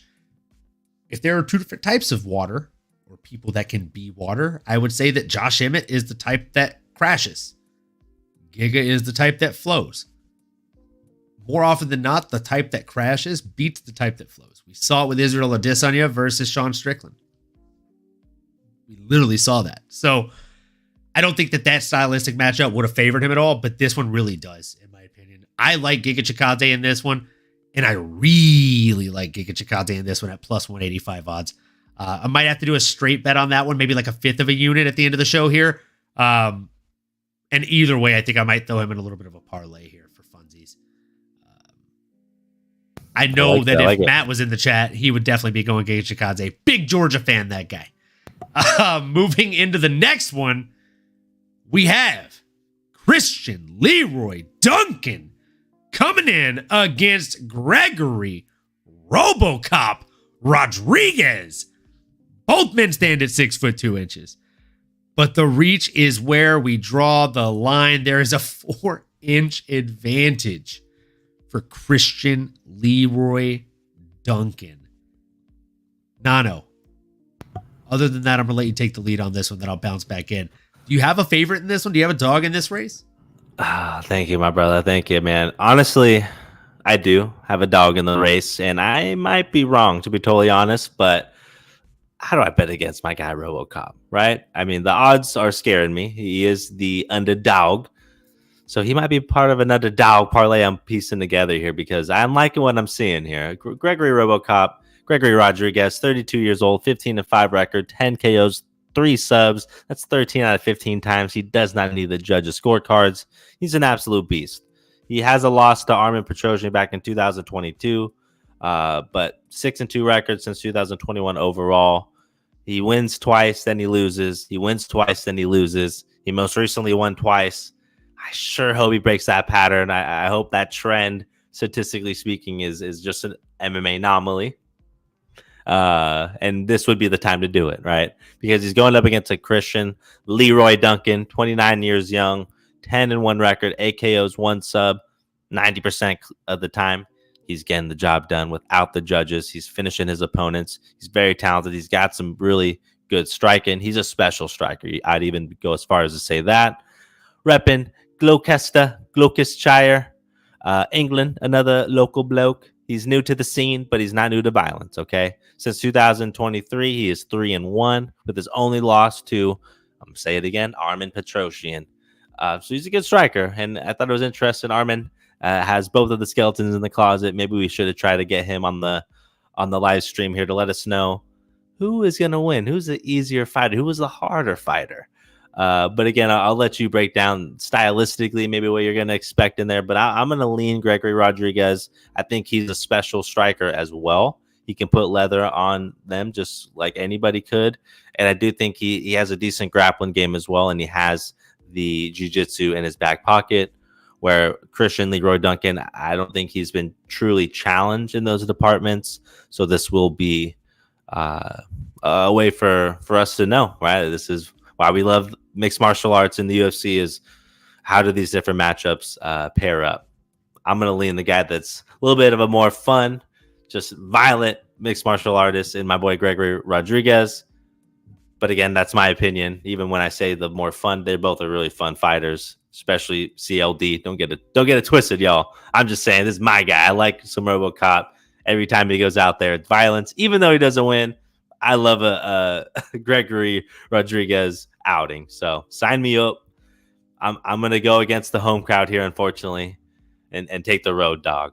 What are you thinking, brother? Am I crazy?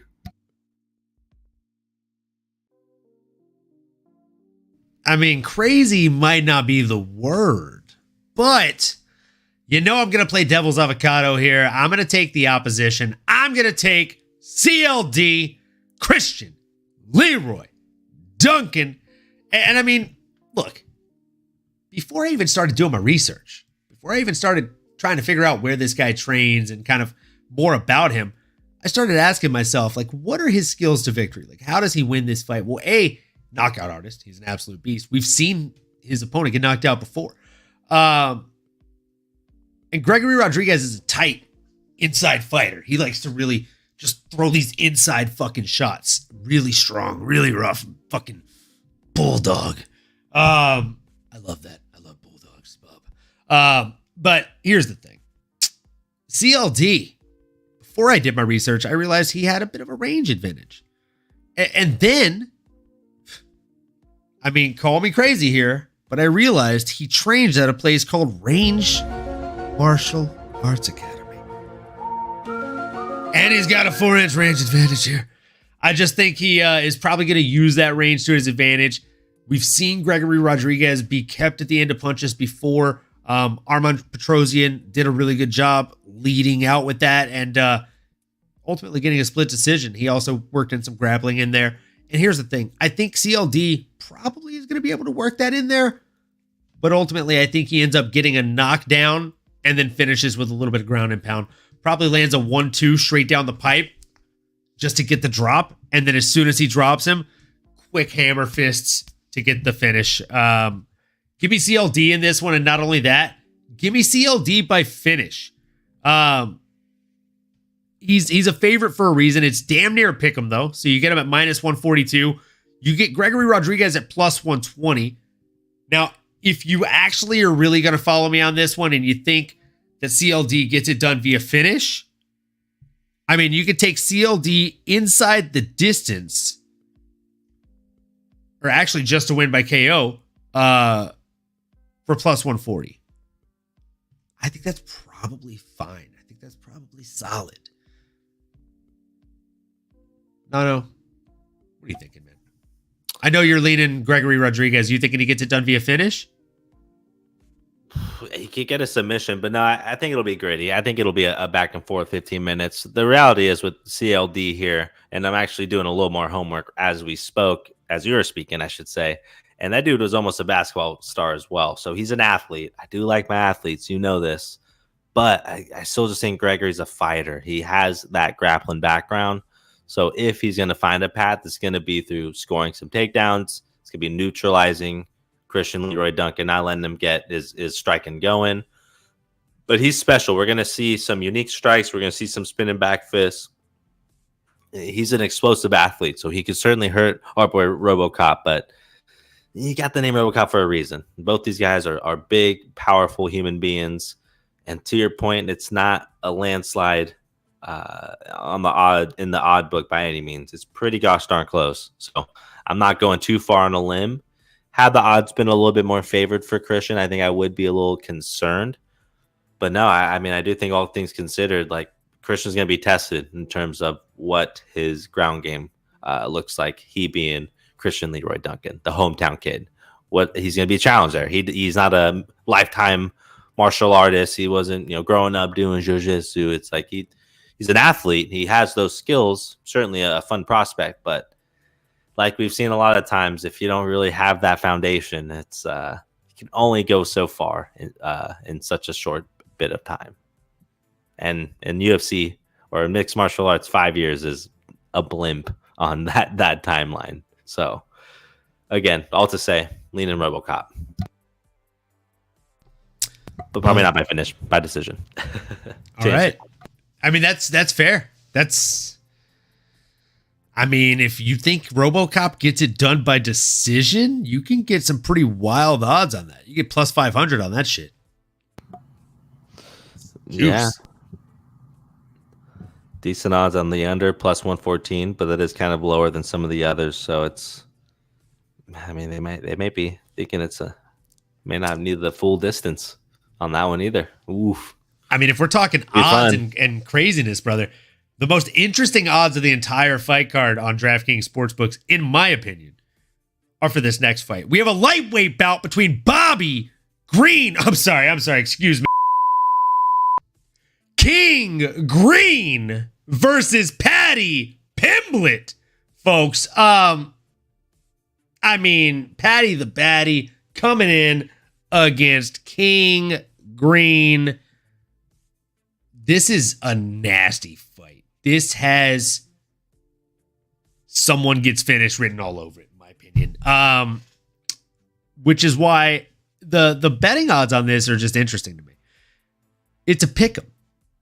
Minus 118 for Bobby Green currently, minus 102 for Paddy Pimblett. You get neither man at plus odds, but you get the under 2.5 at plus 130.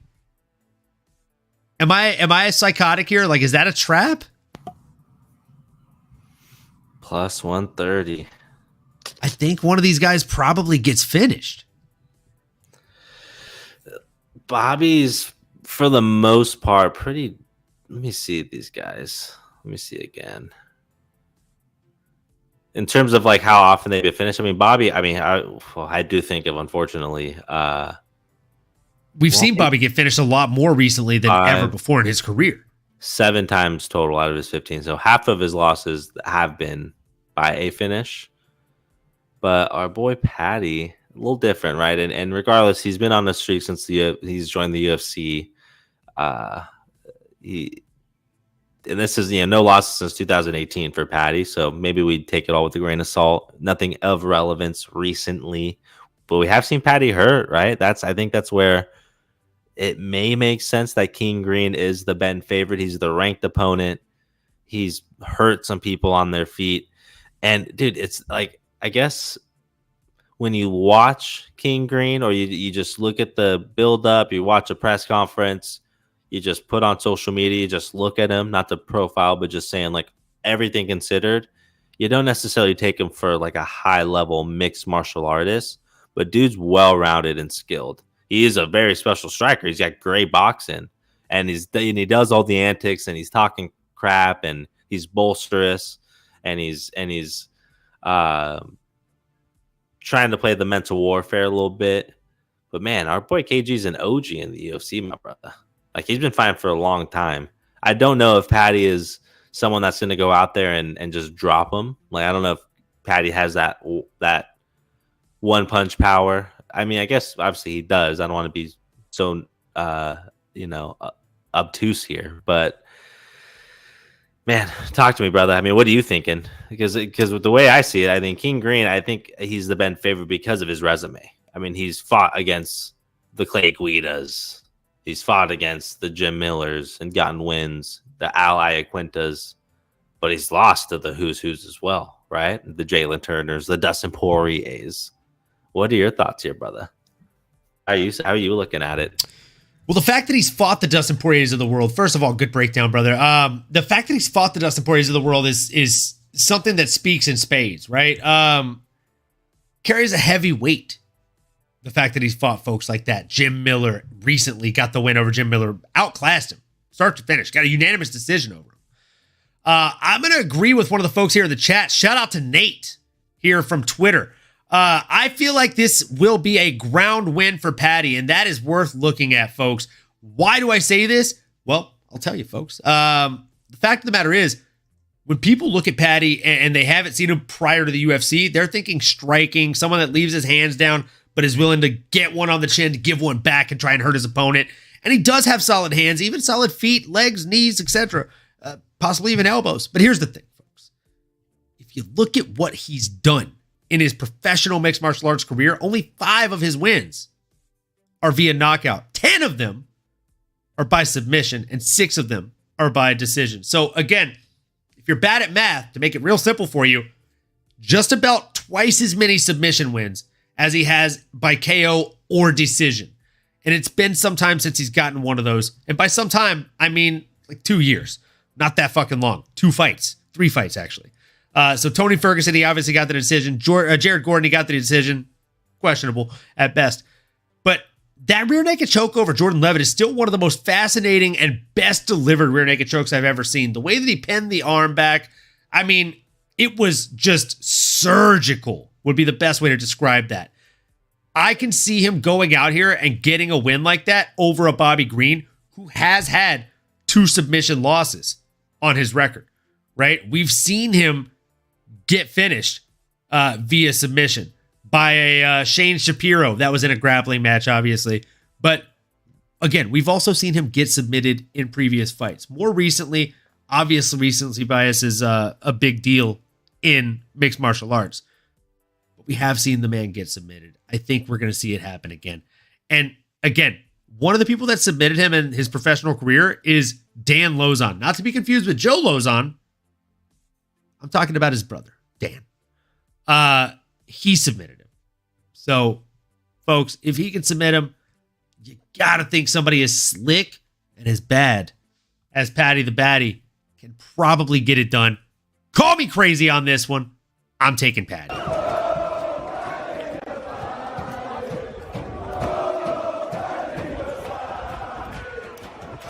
Let's go, Paddy. And yeah, if you take him by submission, you can get him at plus 450 mother effing odds here. And again, to put that into perspective, that's 1 unit into 5.5. I very well might end up putting a unit or 2 on that. I don't know, dude. I know it's a bit far-fetched, but it also feels like it's a good way to use up some house money.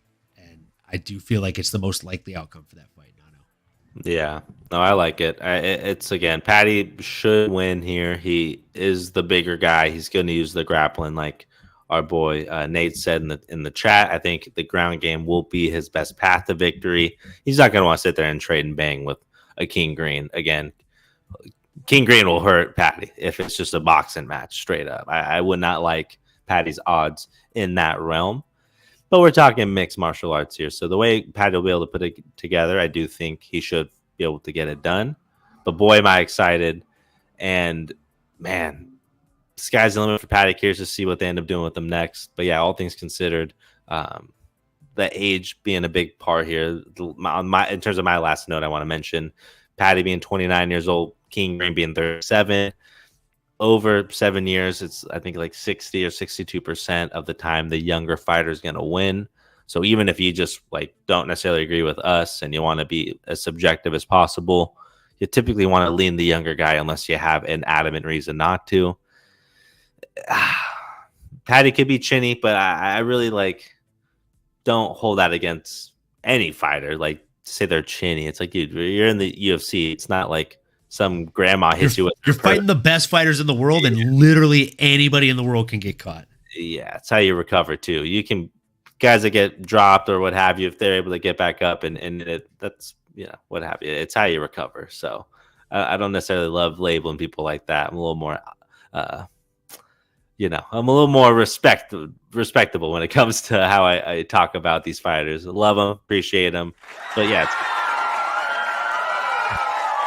Over here, brown nosing. Let me get off my high horse here. I digress. But no, give me Paddy the Baddy. I know you got your hair done. Probably don't want to mess up. Surprised you'd make an appearance here still, but he certainly will. Maybe post fight if he gets the W. Maybe we'll see him for a post fight speech. Hopefully, we'll definitely see Paddy make an appearance if he gets the W out here. We'll see him make an appearance because Scousers don't get fucking knocked out. I told you I'm from Liverpool. He'll definitely make an appearance if he goes out there and gets the W on Saturday. Moving into the next fight, folks. This one is extremely exciting. It's a rematch. Not all rematches are created the same, and not all rematches are this exciting. The reason this one is so exciting and so fascinating is because Tom Aspinall versus Curtis Blades is a fight that we were essentially robbed of back in 2022 on July 23rd. It's eerie how close it is to the date, right? Like, we're literally getting this fight on July 27th, 2 years later. So, on July 23rd, 2022, just 15 seconds into round number 1, with only 15 strikes between both men having been thrown and only 7 strikes being landed between the two of them. Curtis Blades threw a strike. Tom Aspinall had a weird situation where he blew out his knee. He was injured and could not continue the fight. He fell to the ground, writhing in pain. It was not fun to see at all. And now he's back. Now we get the question answered. Was it a fluke? Does this happen again? Does Tom Aspinall have what it takes to beat a wrestle-heavy opposition like Curtis Razor Blades? I don't know, dude. I don't know for a fact. But I know in theory, I like Tom Aspinall's chances. I don't know if there's any truth to the dipping your hands in petrol thing, but, good for him on doing it. Or good on him. Look, the dude's an absolute beast, okay? Every single fight that he's gone out there and won has been via finish. Even the losses, he hasn't seen a decision. That's the only thing that actually worries me at the same time. Razor Blades, absolute beast. He's seen 5 decisions. He's seen 13 wins by knockout. The dude essentially either grinds you to a decision or gets on top of you and just Donkey Kong mauls you with hammer fists to a finish. Can he do that to Tom Aspinall? If he gets on top of Tom Aspinall, is Tom Aspinall able to fight his way back to the top? We haven't seen him in that kind of position before. Or does he even try to fight his way back up to top position? Or does he instead try and get a submission win from the bottom? Is that the move? I don't know. But I like Tom Aspinall's chances in this one. I really do. And I'm a Curtis Blades fan. I just think Tom Aspinall brings too many threats to the table. The submission, the striking. You would think Tom has the reach advantage here. But again, the ape index is a crazy situation, folks. Even though he's 1 inch shorter, Curtis Blades is bringing in 2 inches more reach. I still don't think it'll be enough. I just think Tom Aspinall is too strong, too long, and too skilled everywhere the fight goes. Jock Director, I think this is a good test for Tom in terms of fighting the wrestling. Curtis has a deeper resume too, so interesting fight here. Completely agree. Those are literally my exact sentiments. Like Curtis Blades has fought a who's who, and he's gotten through a who's who. The wrestling is going to be a very, very tough test. I just think the jiu-jitsu and overall speed differential of Tom Aspinall are going to prove to be too much. Nano, you have a dog in this race? I love the breakdown, my brother. That's pretty gosh darn solid, okay? I do have a dog in this race. I do see it maybe going a little bit differently than how you might be picturing it there, brother. Reason being, I think the interim champion being Tommy Aspinall, I think he might be able to go in there and knock out a Curtis Blades. I think he might have his moment, my brother. There's something about Tommy that just feels special, okay? I'll take a quick step here and just talk about the champ. Find out of Salford, Lancaster, England. Dude's an absolute freak of nature. I mean, 6'5", 262, just about maxed out as a human being, and essentially the pinnacle of what happens when hard work and talent are both in abundance in a human being. This is that grudge match. I can't think of anything more motivating for a Tommy Aspinall who has spent his life preparing for this moment. His dad quit his job, opened up his own jiu-jitsu gym to prepare for this moment. Historically speaking, Tommy was having to train with the likes of a Tommy Fury or travel to try to fill up his camp, even to which just fighting with smaller guys. He is now the champ. He now has the resources. He now has big guys that he's able to run, wrestle, tussle with. He's getting better, okay? And they always say when you become champion, even if it's interim champion, you get that 20% better. And I do think that's going to be a little bit of the difference. Actually, do think that's going to be the key difference in this matchup, especially from their last time that they saw each other 2 years ago. I was rewatching that fight earlier. My big takeaway was Tommy looked a bit like he was rushing things a little. I think looking at that match versus how he came out versus a Sergey Pavlovich, I think he needs to, and granted, that fight was pretty quick. They both are super fucking quick. So I'm not going to sit here and act like I'm some guru. Like I see some vision of, oh no, this is what it was, like I'm not, talking crazy. Oh, he was going to do this. But my big takeaway was that if he's a little more patient, if Tommy's not so antsy or trying to move forward, if he waits for Curtis to come to him, because he knows Curtis is eventually going to wait for the counter to take him down and test his jiu-jitsu. But even in terms of mixed martial arts scoring, like Curtis understands how the game works. He is a savvy vet as well. Like he's going to know how the scoring, like when to score those takedowns, basically. Whereas if Tommy plays it right, he's very patient. He tries to get Curtis to bite for some of those feints or to lean in or to overextend.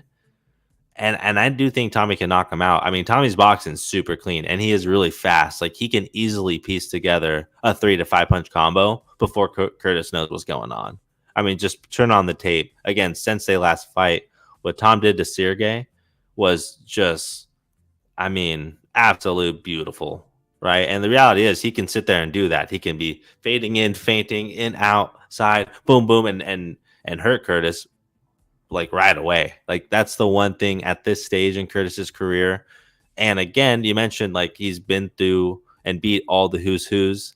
Well, the who's, the what's, the nots, who he was not able to get through are the big dogs, right? Francis Ngannou twice, Derek Lewis, and ringer chicken dinger here. I'm talking about Sergey Pavlovich as well. I know I fucked that one up. But Sergey Pavlovich as well beat a Curtis Blades. So who also lost to Tommy Aspinall. Nate, where you at? I need your calculator. I am going to pull out the MMA math here, and I'm going to assume that Champ's going to find a way to be able to get it done. I'm a big fan, so forgive me. But Tommy Aspinall, man, 31 years old, 14-3 record, 11 KOs, 3 subs, 100% of the time. He's getting it done. I don't think we're going to need 25 minutes here. I do think Curtis Blades, unless he's just going to go out there and out-wrestle Tommy for 25 minutes and avoid a submission, I just see Tommy getting it done. And I do think he could potentially knock him out and have his moment and have that revenge. I don't know, man. Now I'm having a vision. That's what I'm seeing, brother. That's what I'm going to manifest here. Tommy TKO, maybe in the second or third round. Well, apparently you're not the only one that's seeing it that way, my friend, because Vegas odds right now, or at least the DraftKings odds, Tom Aspinall to win by KO, TKO, or DQ is minus 175. Dude, I'm telling you, he has the kryptonite. He has the thing that Curtis cannot handle. Okay, he knows his weak spot. He's a Balchinian. He knows. Definitely agree, man. I definitely agree, but I got a weird feeling that he might have to pull a submission from the bottom if he keeps getting taken down by Curtis Blades. He definitely could. He can. Hey, Tommy's not. I'm not going to bet it. Bet it, but it is plus 400, which feels like a juiced up line. Tommy's not silly. No, he's not. You know, Definitely not silly. You know he'll pull the gilly. Come on, don't be crazy. He's not silly. He might pull that gilly. You know the type of guy he is. He'll say, "Don't fuck with me, or I'll pull that RNC." Look, folks, we can come up with lines like that all day here on the show. That's what we do. Moving into the main event of the evening, though, we have Leon Edwards, Rocky. Don't let him bully you, son. You let him bully you, son. Coming in against Bilal. Remember the name. Muhammad. This is going to be a solid fight. Bilal Muhammad, probably largest fan base in all of MMA, second to Conor McGregor. People love this guy. Shout out. Give it up for your boy. I'm actually a big fan of Bilal Muhammad. He follows me on Twitter. I follow him on Twitter. He's a cool dude. Pretty cool dude myself. Leon Edwards. I'm just going to be honest with you. I'm a huge fan of Leon Edwards. I picked him to beat Kamaru Usman against my better judgment in the first fight, and the second fight, and the third fight. A lot of people don't realize they fought 3 times. Here's the thing, folks. Here is the thing. I feel like Leon Edwards, at this point in his career, may be drinking his own Kool-Aid. He seems a bit arrogant, bit cocky in the way that he's carrying himself. the way that he's talking down to Bilal Muhammad. I don't love the vibes that I'm getting from him right now. I'm not a body language expert. I'm not going to be pretending to be one of those guys on Twitter. And I'm also going to turn the sword around and say this. Bilal Muhammad has kind of a similar vibe. He's saying, I'm going to look at his coach during the fight and I'm going to say, hey, tell him what to do. Tell him what to do. Give him advice. Tell him how to beat me. Tell him to quit letting me bully him. I don't like that either. Just go out there and fight, guys. Like, show your skills. I will tell you this, though. When it comes to which guy has shown better improvements, even that's tough. Leon Edwards went out there and bested some of the best, right? He went out there and he made it look pretty masterful, especially in that last fight against Kamaru Usman. And then even more so against Colby Covington, who told him he was going to take him to the 7th layer of hair. Which he did. He did actually say that. It was embarrassing for Colby. There's a lot of embarrassing things that Colby did during that presser, but I digress. The most embarrassing thing took place right after the fight when he had a huge gash on his head and he said, look at me, I don't have a scratch on me. But you do, bud. So Leon Edwards went out there and beat the heck out of Colby Covington. He went out there and he got a majority decision over Kamaru Usman. He got the head kick. Boom, head kick dead. Or boom, headshot dead over Kamaru Usman. Round 5 against all odds. We all remember John Anik on the call. That is not the cloth from which he is cut. But the fact of the matter is, we've also seen him get rocked by Nate Diaz late in the fight. We've also seen him, get a split decision win. Not a unanimous decision win, a split decision win over a Gunnar Nelson back in 2019. He has improved significantly since then, obviously. I'm not going to say he hasn't. But so has Bilal Muhammad. Bilal Muhammad is a different animal. I mean, he's still kind of the same animal when it comes to how he finishes fights, which is the fact that he doesn't. He gets decisions. I truly think that he might be able to go out here and get a decision win over Leon Rocky Edwards. I think he might take the belt from him. And I think Leon is just assuming that this is going to be exactly like the first fight, which he was definitely winning. Make no mistake about that. He was for certain winning that last fight. But it also ended via eye poke. It ended via DQ. And let's make no mistake again, like he wasn't dominating the fight. It was 20-14 on strikes here, Nano. Right? So like he wasn't masterclassing Bilal Muhammad. I'm curious to hear your thoughts. Like, do you think he's drinking his own Kool-Aid here? Am I wild for thinking that Bilal Muhammad goes out here and gets a decision win over Leon Edwards, or what? Ooh, man. You might be. You might be a little bit. Not that it's too crazy, but I just am of the belief, and I guess Vegas agrees with me a little bit. It's not a complete pick'em, right? It's literally not a pick'em. I guess Leon, the champ, is favored at minus 260 here, according to ESPN. Minus 260. So you get good odds with your belief, my brother. And again, maybe you look at that first fight, and again, maybe you're looking at a Bilal Muhammad going on the road, 36 years old, 23-3 record, very impressive. 5 KOs, 1 sub, extremely durable. And this is truly Bilal's chance for everyone to finally remember his name. But, man, he entered the UFC back in 2016 in the prime age of 28, and since then he's earned his record 14-3-1. Now, that one blemish is obviously with Leon Edwards there, being the no contest with the eye poke. And Bilal has gotten better. Like, since then, he's gone out. He's beaten a Gilbert Burns. He's beaten a Sean Brady, a Vicente Luque, different people, which, I mean, man. Well, I guess Gilbert Burns after that fight, I should say. Maybe start there. But with that being said, very impressive. And Sean Brady as well. People were not giving Bilal the benefit of the doubt. So I do think if you're a Bilal fan, you're certainly happy and excited that he's getting the shot finally.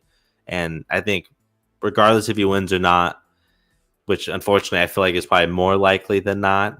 It's kind of a Colby Covington situation where it's just like, hey, if Kamaru wasn't there, hey, if Tom Brady didn't exist, Peyton Manning, oof. Like it's one of those situations. If Michael Jordan wasn't around, like, oh man, Charles Barkley or this, insert some other star. Like when there's a guy, fortunately, you're just in their era sometimes, right? And I think right now we are in the Leon Edwards era. And unfortunately, I think Bilal, although he's a legend, I think he should be a Hall of Famer, and I hope he sticks around. But it's like, unfortunately, I think he's kind of Michael Bisping ending would be fantastic, but it's like he's kind of more of, unfortunately, a top guy in his class, in his era, but just not the top guy. With that being said, that's why I do think Leon Edwards at 32 years old, 22-3 record, 7 KOs, 3 subs, repping Erdington, West Midlands, England. The champ is here. Can't feel sorry for himself no more. He's the champ. He did it. He got off his stool. He got it done then. He's the man. Rocky's the man right now. He has not lost since 2015, y'all. Okay? He debuted back in 2014. Again, let's do the math. He's 32 years old. That means he debuted at 22 years old, y'all. I mean, and almost a perfect resume. 14, dude, beast. He's grown up in the UFC. 14-2-1. One of those losses to a Kamaru Usman. And then another one very, very early on. Again, all the way far back to 2015, almost a decade. And this no contest is obviously a blemish there. So I think he's looking at it as well. Like, I want to get this right on my resume. I want to shut this dude up. He has good coaching. He can make the adjustments, even if it is in the absolute last minute. Bilal's going to give him some challenges. But, dude, I just think Leon's so big, especially when I saw them interacting in the elevator, which was a bit of just bullocks. But yeah, I think Leon's just so big. He's very technical as well, and he's going to have the reach advantage. Like Bilal's going to have to not get hurt, and he's going to have to try to like be really savvy, basically fight a perfect fight for 25 minutes if he wants to dethrone the champ. And it's hard for me to really see that happening because Rocky's going to have something to say. He's going to be throwing his strikes. He can hurt Bilal. And I think he has answers. Like even that first fight, you see, Bilal get him up against the fence. Leon reversals pretty quick. It is back and forth. Like they both are high level athletes, high level, smart, great chess players. But I think Leon's just a little too good, my brother. I think it's a little bit of a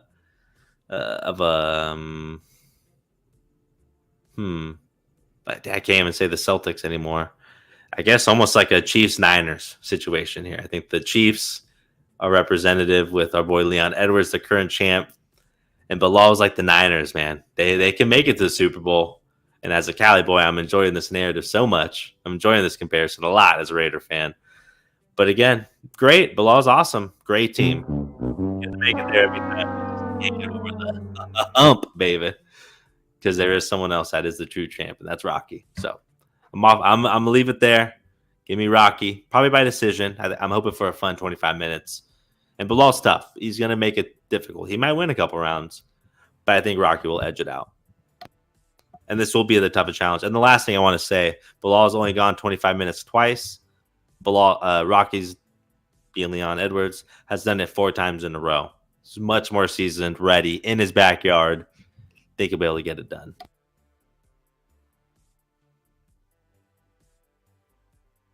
And there you have it, folks.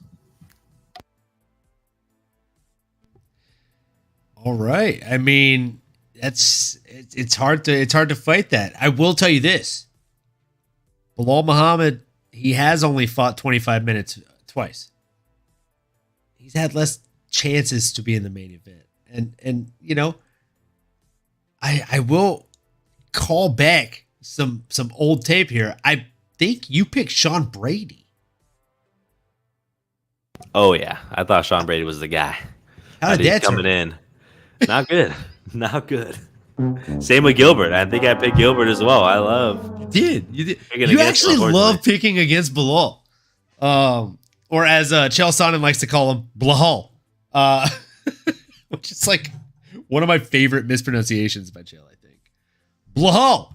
All right, man. Well, let's pour up one final shot-a-roni here and then do our underdog bets for the folks here. I say we each pick one this time.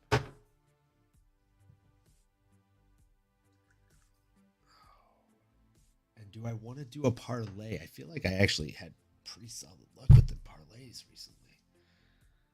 Cheers, brother. Might as well. Cheers. Nice odds. 304. And for all you guys and gals and all you humans and maybe aliens sticking with us, appreciate you.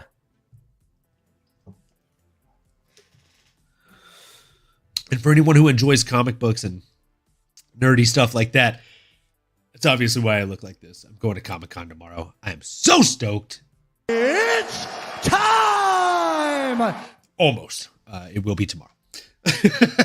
So, now it is time actually for us to look for these bets, like, Where are you? so we can make some money. Let's figure it out, brother. Let's figure it out. So first things first, DraftKings Sportsbooks. I do think it's safe to say I think Paddy Pimblett's probably going to get a submission here over Bobby Green. And I think if Bobby Green wins, he will get a knockout on the chinny Paddy Pimblett, right? So what you could do is you could hedge a unit on each of those, or a fifth of a unit, a tenth of a unit, whatever you want to do. Play with money that you're willing to lose, right? But if you put a unit on each of those, as long as the fight ends up going that way for either fighter, you're still going to net at least 3 units. So 1 unit on Paddy to get a submission is 5.5 back. 1 unit on Bobby to win by TKO, KO, or DQ is 5 units back. Not bad. Not bad. Yeah. So yeah, I think either way, that's probably how it's going to go. Sounds like Nate is backing us on this as well. Appreciate you, brother. Let's go.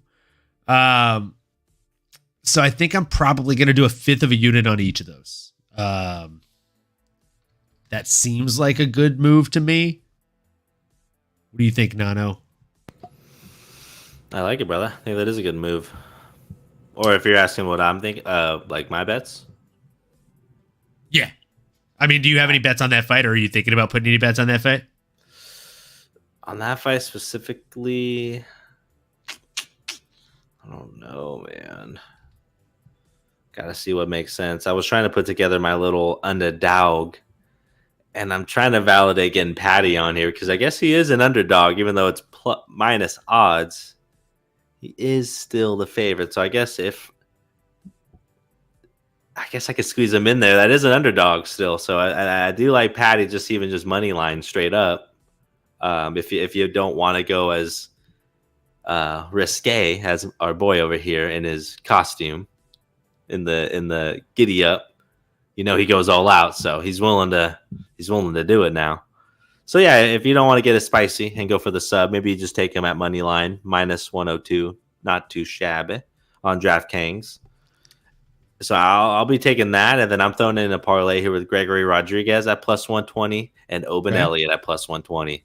So one unit will get me back 9.5. And it's, losing a unit for some of these long shots, because again, some of the favorites are heavy. So unless I'm going to put together some larger parlay, or like my buddy MMAnomaly is doing, maybe it's chasing a submission or chasing a KO or an under. This is a decent underdog. I like it. I feel decent about it. Anything can happen, obviously. Nothing's 100% guaranteed in the gambling world. So first and foremost, can't say it's 100% lock, but I like it. Feeling good. I like that, man. I like that for you. I actually have a little parlay. Call it the Hometown Heroes parlay here. And here's the way it plays out for you folks. Let's see here. You'll like this one. So we have Nathaniel Wood, money line. Every one of these is money line. That way I can just not say money line 8 fucking times. Nathaniel Wood Molly the Meatball McCann, Muhammad Makhayev, Patty Pimblett, Tom Aspinall, Leon Edwards. You get that bad boy for plus 812, which means 1 unit will net you 9.1. I'm going to do a fifth of a unit on that. Actually, fuck it, dude. We're playing with house money. We actually won pretty big 2 weeks ago. I'm going to do a half unit on that one. Yeah, I'm locking it in. Patty Pimblett, Nathaniel Wood, Molly McCann, Muhammad Makhayev, Tom Aspinall, Leon Edwards. A little bit louder for those of you in the back. Doing a half unit on that. And a half unit will net you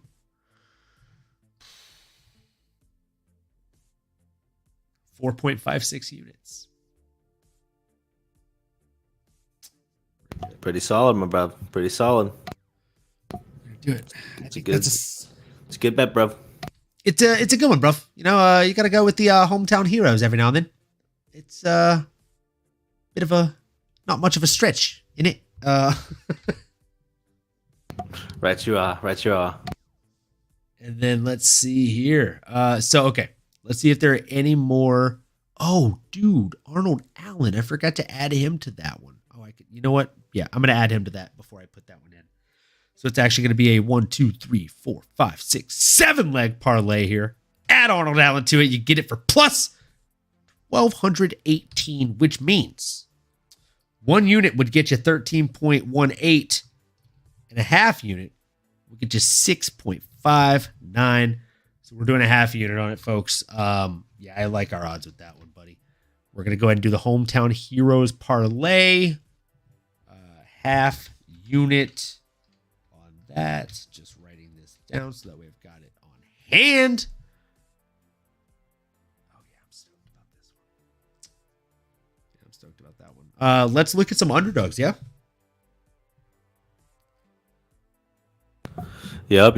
I think that's what I was looking at. My underdog parlay there. I don't know if you got anything under the sleeve, but anybody in the chat, if you're a bettor, if you're a capper, as they say, no cap, let us know in the deposit here, folks. I am dying to know what you folks are working with here.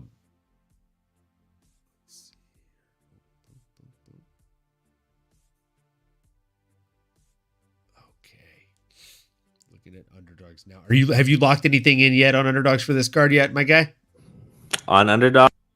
Oops, didn't mean to mute. On underdog, not yet. Nice. I am looking now. So, Leon Edwards. Oh man, you know what? Oh, that's. I was gonna say, is that dead even odds? Not a chance, kid. 0.75. The 24.99 fight time. What can you bet on Bilal to get less than one finish? You cannot. Damn, dude. Even DraftKings thinks that Leon's not or not DraftKings. Underdogs thinks that Leon Edwards is not going to get a finish here, Nano, because the lower than a finish is 0.65. Yeah, told you. I can see 25 minutes of violence on that one. Come on, my brother. Ooh, what's that? What's that, brother? Ooh, brother. Ooh. What's that, brother? Ooh. Ooh. Oh, dude, yeah. There's and the freaking line for Tommy Boy is 5 minutes. 5 fucking minutes. Sheesh.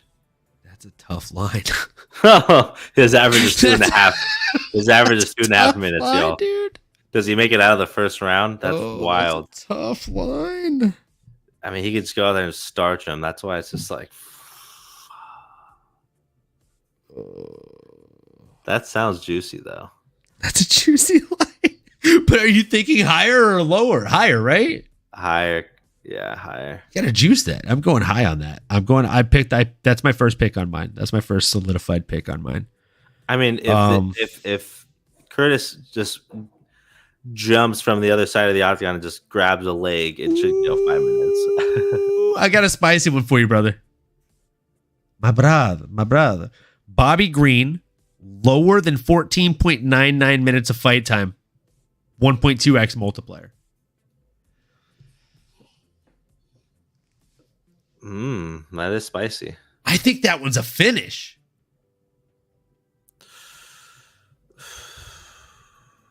If you are in the chat right now, please let us know your thoughts on this. I don't know if that is personally, but gotta go with your heart. I think it is. I think one of them boys is live for a finish, son.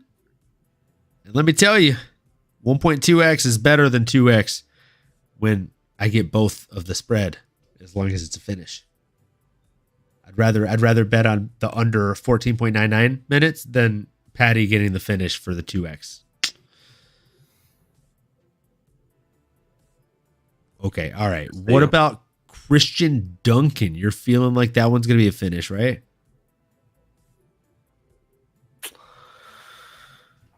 It definitely could be. Probably will be, I would say.